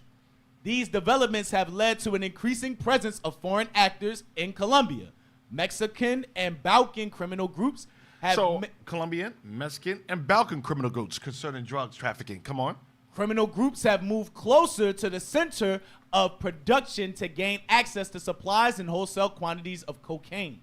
These foreign groups are not aiming to take control of territory. Instead, they're trying to make supply lines more efficient. Their presence is helping to incentivize coca bush cultivation and finance all stages of the supply chain. Now, let's go down a little bit. Slightly, go a little bit slow. Okay, let me see.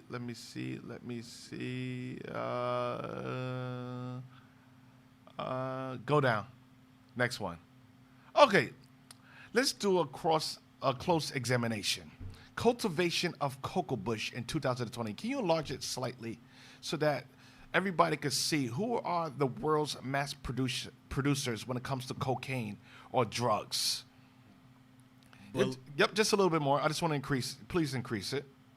Thank you, that's good. Now bring it down a little bit. Cultivation of cocoa bush. Cocoa bush is where cocaine comes from. We're the predominant countries in the South Americas or Latin Americas that produces cocoa bush and cocaine. Come on. Colombia, 61%. 61% in Colombia. Peru, 26%. 26%, come on. Bolivia, 13%. Okay, let's go to the cocaine seizures in 2020.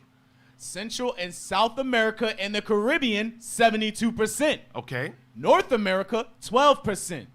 Western and Central Europe, 15%. Now, the rest of the world, 1%. Now, we mentioned, so 72% of Central and South America on a global scale, right? You had, now let's go down. Cocaine seizures. Cocaine seizures. Read that. Potential additional cocaine users if the prevalence rate in Western and Central Europe or in North America extends to other regions in the world. Now go down. Is that Oceania? Keep going. I want to go down. Okay, let me see something. Go down more. What page is that? 16. Okay, keep going. Only because of time. Let's see. All right, right there. Research reveals how cocaine competes with methamphetamine. Cocaine users are often involved with other drugs, so high levels of cocaine use often go hand in hand with other drugs such as cannabis and ecstasy. This relationship has been shown across various indicators, including residues found in wastewater and levels of seizures by law enforcement. Go down to these findings. These findings appear to show methamphetamine as a potential competitor to cocaine, though it is possible that these relationships on a global level simply reflect the geography of drug trafficking.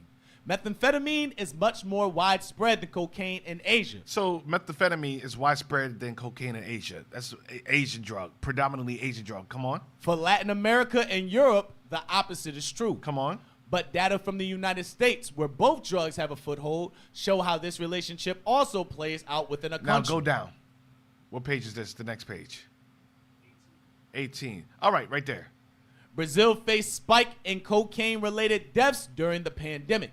The pandemic seems to have disrupted the cocaine market in Brazil on both supply and demand sides.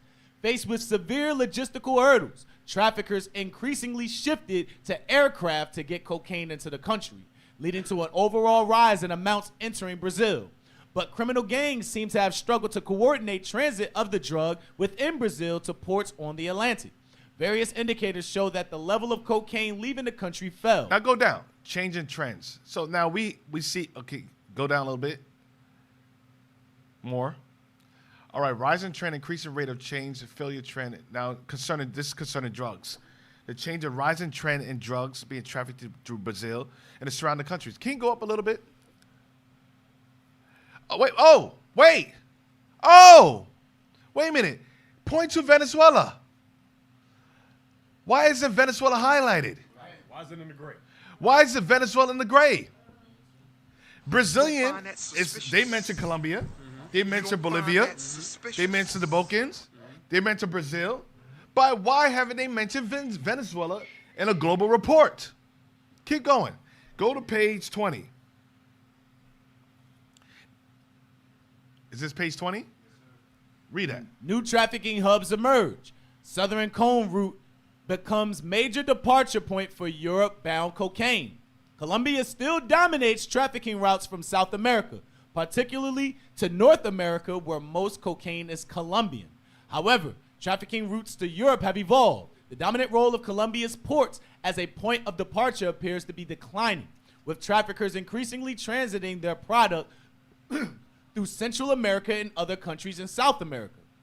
Cocaine from landlocked Bolivia and Peru is increasingly transported via the so-called Southern Cone route through Paraguay and the Paraguay. Now we mentioned, so some of the transit route in transporting drugs, you mentioned Colombia as one of the transportation routes, cocaine from the landlocked of Bolivia. Another location, now man, these are all Ashite countries. These are all Ashurite countries surrounding Venezuela. You mentioned Colombia, comes from the tribe of Asher, Bolivia, Peru, keep going, Brazil, we mentioned all those countries. Paraguay, keep reading. Paraguay and the Parana-Paraguay waterway. Criminal groups, often from Brazil, use planes to cross the border and then boats along the river. We mentioned every surrounding country around Venezuela, but Venezuela. Right. And this is the United Nations report, a deep study in terms of cocaine usage, cocaine transportation and transit arrest, as well as cocaine sales and productivity. Come on. And it says at the top, these are supposed to be the new trafficking hub. Yeah. So if it's the new trafficking hubs, how come it's not updated to have Venezuela on this? Since Why there's not? such a big deal about Venezuela. Yeah. They should have most definitely be on the traffic hub Exactly.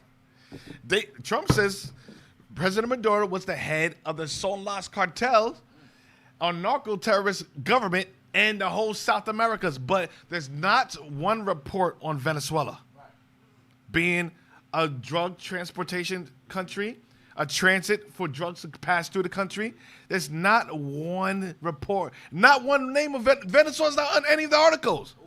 Go to 24 now, page 24. Oh no, go back.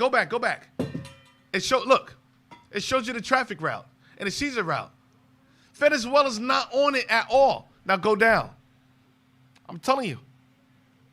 Now go back. 24. Is that 24? Where? Southeastern Europe consolidates position as transit region. Turkey's role as a transit country for cocaine has been growing in recent years. Since 2014, the amount of the drugs seized in the country has increased sevenfold to a record 2.8 tons in 2021.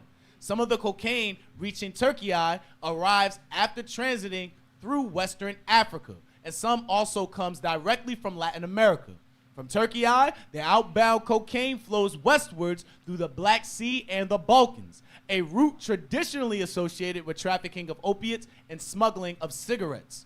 Neighboring Greece has also been receiving rising quantities of cocaine in recent years, much of it destined for the same Balkan route and the markets of Western Europe. Seizure data showed Greece intercepting almost 2 tons in 2020 before falling back slightly in 2022. Brazil and Ecuador are often the countries of departure for seized cocaine shipments. Where's Venezuela mentioned? So now we also mentioned Ecuador as another country for where cocaine was seized concerning shipments. Now, let's go to the CIA fund. How the CIA now, I think one of the officers was Ruben saying, who's the head of the cartel now? A Signola cartel. Who's the one that's distributing and issuing all these drugs within the different communities? How did drugs get into the black community? Because black people don't grow. Listen, we don't even have gardens. We don't even have gardens. Damn. That's messed up, right? That's cold-blooded. Have you been to the hood? We don't even have green grass. We don't have grass. We don't have gardens. Shoot, it wasn't until recently we started having plants. Now you're telling that black people for all of a sudden have possession of marijuana, cocaine, crack? How did marijuana, cocaine, crack, fentanyl, methamphetamines, angel dust, on these various different drugs get funneled through the black community from the time period of the 1960s all the way up to the 1980s and the crack epidemic and the war on drugs that Reagan commissioned against black people or black America? Let's get the video. Freeway, let's get the video. You know how they say that everybody has a purpose in life? Well, at one time I felt that selling cocaine was my purpose. We was starving, just looking for a way to succeed. The first time I seen rock cocaine was 1980. Murder rate was sky high. South of the 10 freeway was kind of a no man's land. So, you know, we're selling it to the blacks. He said, you go into these neighborhoods, there's no cops, you can sell it where you want, and when they start killing each other, nobody cares. I was going through like $1 million worth of drugs just about every day.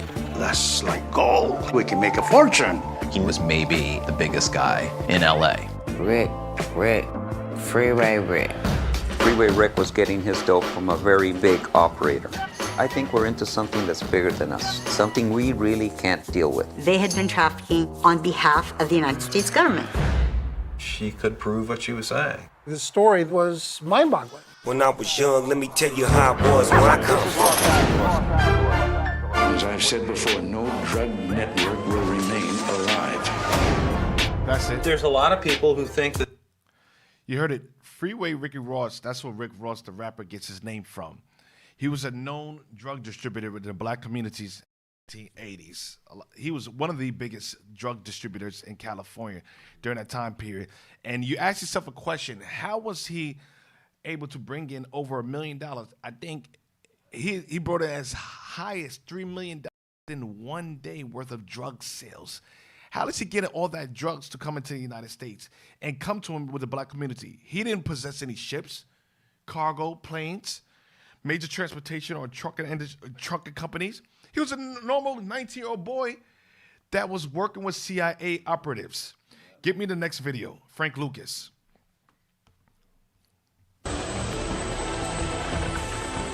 Richie Robbins, Essex County. I know you're expecting us. Warren, you're looking on the plane. Wait. Scotty, stop all these soldiers. Check their bags. Every one of them. Whoa. All this stuff. Hey, everything off the walls. Just pull it all down. That thing's a monster, right. Rich.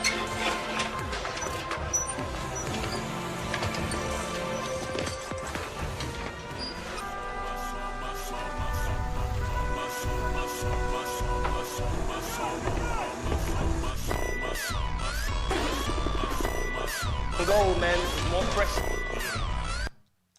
Frank Lucas, if you saw the movie American Gangster, he was getting his cocaine and drugs transported through, was it Colombia? Southeast Asia. But guess who was bringing it? Yes, it was in Asia, Taiwan, Southeast Asia. How do you think they were getting the drugs? How do you think he was getting major shipments? Through dead bodies of U.S. soldiers. Who has access to dead bodies of U.S. soldiers? The Army, the military, the special forces was funneling drugs through their cargo planes and bringing them to Harlem, New York, California, and the neighboring cities. Damn. Get the next. Is it the next video? No, get the article. CNN. Politics. John and Richmond. Rich Nixon. Report. Aide says Nixon's war on drugs targeted blacks, hippies. 1968. President Nixon's war on drugs targeted blacks as well as hippies. What happened in the year 1968? 1969? You have a man named Abba Bivens branch forth or left what is called the Commandment Keepers to start what is called the IUIC, the original One West. He's the one that started that organization. And he started teaching on the streets, get Northern Kingdom as well as Southern Kingdom.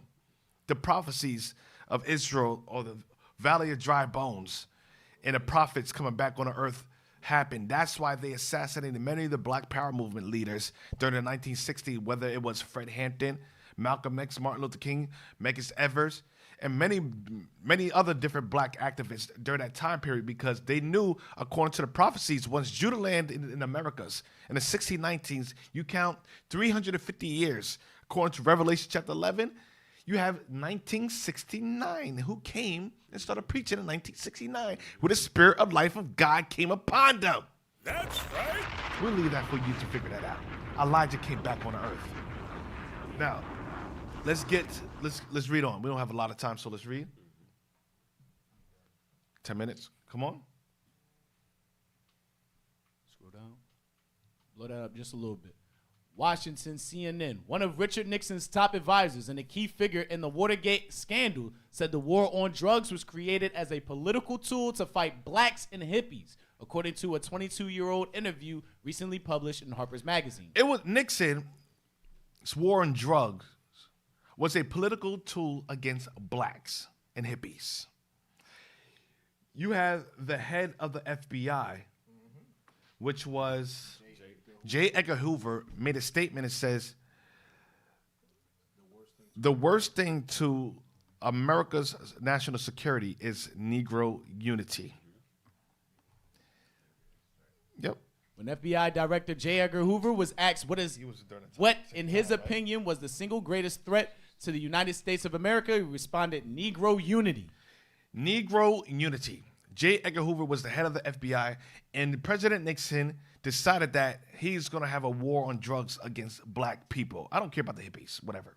They smoke a little weed, get high, knock out, make babies. That was a political thing because a lot of the Edomites were fighting against the war of Vietnam, or was against the war. Go on.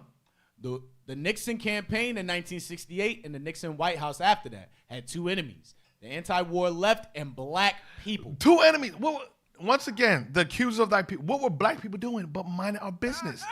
We just wanted civil rights. We wanted to be treated like a man. Drink water. Take a pee. Damn. Use the bus. That's all we wanted to do. We didn't really care about white America. We wanted to be... Some people wanted segregation. We wanted to mind our business and live in peace. Former Nixon domestic policy chief John Eckerman told Harper's writer Dan Baum for the April cover story published Tuesday. You understand what I'm saying? You knew we couldn't make it illegal to be either against the war or black, but by getting the public to associate... Wait, make it illegal to be against the war or black. So the hippies' problem was they was against the war. But when it came to black people, there was no excuse why they came against us and had a war on drugs. Or even Nixon. Their problem was black unity. Their problem was black people rising up, the Valley of Dry Bones, and Judah claiming rights to power and teaching the other tribes. That was the problem. They won't say it, but that was a problem behind closed door. Come on. But by getting the public to associate the hippies with marijuana and blacks with heroin. And blacks with what? Heroin. They had to get the public to associate blacks with heroin. Drug addicts. How would they get black people if we don't have access to drugs to associate us? The war on drugs was them arming the CIA and the military to bring in drugs and funding it to the black community so that they could get, by popular persuasion and the secret plots, get public opinion to see blacks as nothing but criminals and drug addicts, to put laws in place like the 13th, what is it, the 13th Amendment? That'll put black people back into slavery, use them as free slave laborers by locking us up and enrolling us in the prison, the prison institutions, the private prisons, bringing us back into slavery by criminal activity, associating us with drugs. The plot goes far or deep down the rabbit hole. Come on. And then criminalizing both heavily. We could disrupt those communities. We could disrupt what? Those communities. We could disrupt black communities. Ehrlichman said we could arrest their leaders. We could. Well, this is the point. We could arrest their what? Their leaders. We could arrest their leaders. The Fred Hamptons, the Huey P. Newtons, because Huey P. Newton, he got on drugs eventually. He became a drug user. They wanted to use drugs. They wanted to weaponize drugs, the war on drugs, to arrest black activists.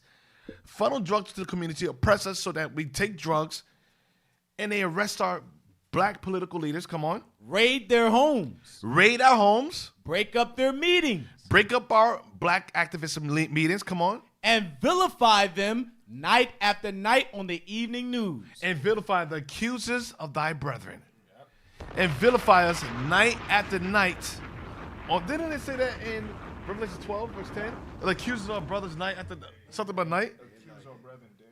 Day and night. Get that real quick. The accuse our brothers night after night on the evening news. Revelation chapter 12 and verse 10. Wait, it says, did we know we were lying about the drugs? Of course we did. Come on. Revelation chapter 12 verse 10. And I heard a loud voice saying in heaven, now is come salvation and strength in the kingdom of our God and the power of his Christ. For the accuser of our brethren is cast down, which accused them before our God day and night. Day and night. Just like we read. Now read that. We could arrest their leaders, raid their homes, break up their meetings, and vilify them night after night on the evening news. Night after night, day and night, they vilify us and accuse us of being drug addicts, even though they waged war on us and brought drugs into the black community by the CIA, their Navy SEALs, their SEAL Team 6, and the other different armies. Give me Genesis chapter 49, verse 9. We're almost done.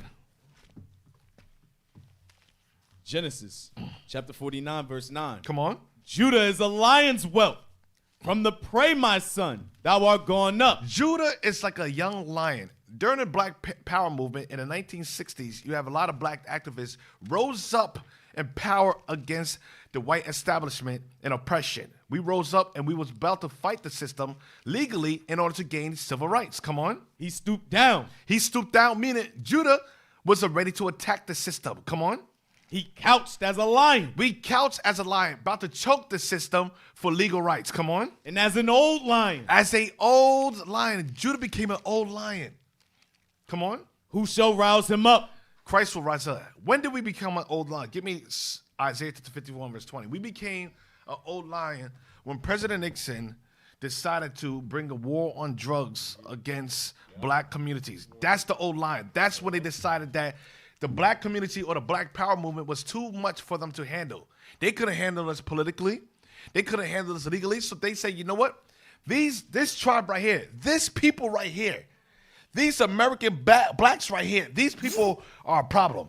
These are the sons of David. This is the royal lineage of Judah that was brought to America to rise up the valley of shadow of the valley of dry bones, rising up in America, and they'll be used to raise up the rest of the 12 tribes globally. And that's why they had to bring Judah down and make them into an old lion by placing drugs within our communities till black people became high on heroin, crack, cocaine, fentanyl, methamphetamine, angel dust. Come on. Isaiah chapter 51, verse 20. Read. Thy sons have fainted. Thy sons have fainted. How did we faint? During the drug epidemic. When crack was placed within a black community, we fainted. We lost consciousness. We lost purpose. Come on. They lie at the head of all the streets. Now, you see black men at the head of all the streets. Once we fainted, they placed drugs within the communities by the CIA, by the secret operatives. What happened? Now at the head of all the streets. What are we doing at the head of each street? Selling drugs. The drugs that they sent us. Come on.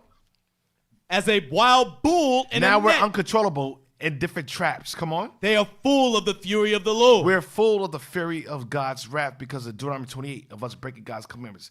Habakkuk chapter 3, verse 13. Last scripture and get the last article. Skip a couple articles, but get the how elite special operations troops created a drug cartel. Habakkuk chapter 3. Habakkuk chapter 3, verse 14. Verse 14. Come on. Thou didst strike through with his staves the head of his villages. Christ is eventually, in future prophecy, is going to strike through America. Come on. They came out as a whirlwind to scatter me. The armies of the world is going to come out to scatter Christ. They're going to fight against Christ, the black Messiah. Their rejoicing was as to devour the poor secretly. They're rejoicing, the rejoicing of American government, the CIA, the Central Intelligence Agencies, and the military is to do what? Devour the poor secretly. A lot of this is secret. A lot of the military campaigns of the CIA and the secret operations was to devour us, to destroy the tribe of Judah, to flood the black communities with cocaine, to empower the cartels in Central America, South Americas, and these different governments with drugs in order to filter it to the Americas and fund their wars. The whole purpose was to do what? Devour the poor secretly. Was to destroy Judah for rising up. And that's when the 1968 as well as the 1980s, the crack epidemic and the war on drugs, it was created and was created by the CIA and American government. Get that last article. How elite special operations troops created a drug cartel. A bizarre criminal conspiracy in the ranks of the U.S. Joint Special Operations Command at Fort Bragg. Go down. The Fort Bragg cartel, drug trafficking and murder in the special forces by Seth Hart. Despite the drug war, U.S. intelligence agencies have sometimes made common calls with rebel forces or client states that dealt in narcotics. Alfred McCoy's bombshell 1972 book, The Politics of Heroin in Southeast Asia, exposed opium-fueled proxy warfare in Vietnam and Laos. Come on. Embarrassing the CIA. The Kerry Committee report in 1989 did the same for cocaine-funded operations in Nicaragua. Similar reports popped up throughout the long U.S. engagement in Afghanistan. The Fort Bragg cartel, by the longtime Rolling Stone journalist Seth Hart, is about something different. U.S. troops themselves running a smuggling ring inside America. Throughout the early 2020s, there was a wave of disturbing crimes related to the shadowy Joint Special Operations Command, JSOC, at Fort Bragg, North Carolina. Hart demonstrates that government officials turned a blind eye as JSOC operators stole, killed, raped, and smuggled, shielding them from both military and civilian justice. At first, it may be hard to understand where the word cartel and Fort Bragg cartel comes from. The first half of the book is a history of JSOC, an organization that includes Delta Force and SEAL. What? Organization that includes Delta Force and SEAL Team 6. Who was in Venezuela? SEAL Team 6, Delta Force. And Delta Force, come on. And a collection of seemingly unconnected stories about JSOC veterans behaving badly. But the conspiracy comes into focus in part 4. Former U.S. Army Quartermaster Timothy Dumas and former policeman Freddie Wayne Huff were leading a criminal enterprise that brought together JSOC operators, the local redneck mafia, Puerto Rican smugglers, Los Zetas of Mexico, and even a former Islamic State and fighter. That's all for today. America's CIA, American government is the biggest narco-terroristic cartel on this earth. Shalom. Scan the QR code, donate to the Booster Club. What's that? Oh, snap. So make sure to subscribe and follow IUIC New Jersey on all platforms, all right? With that, we're going to say shalom.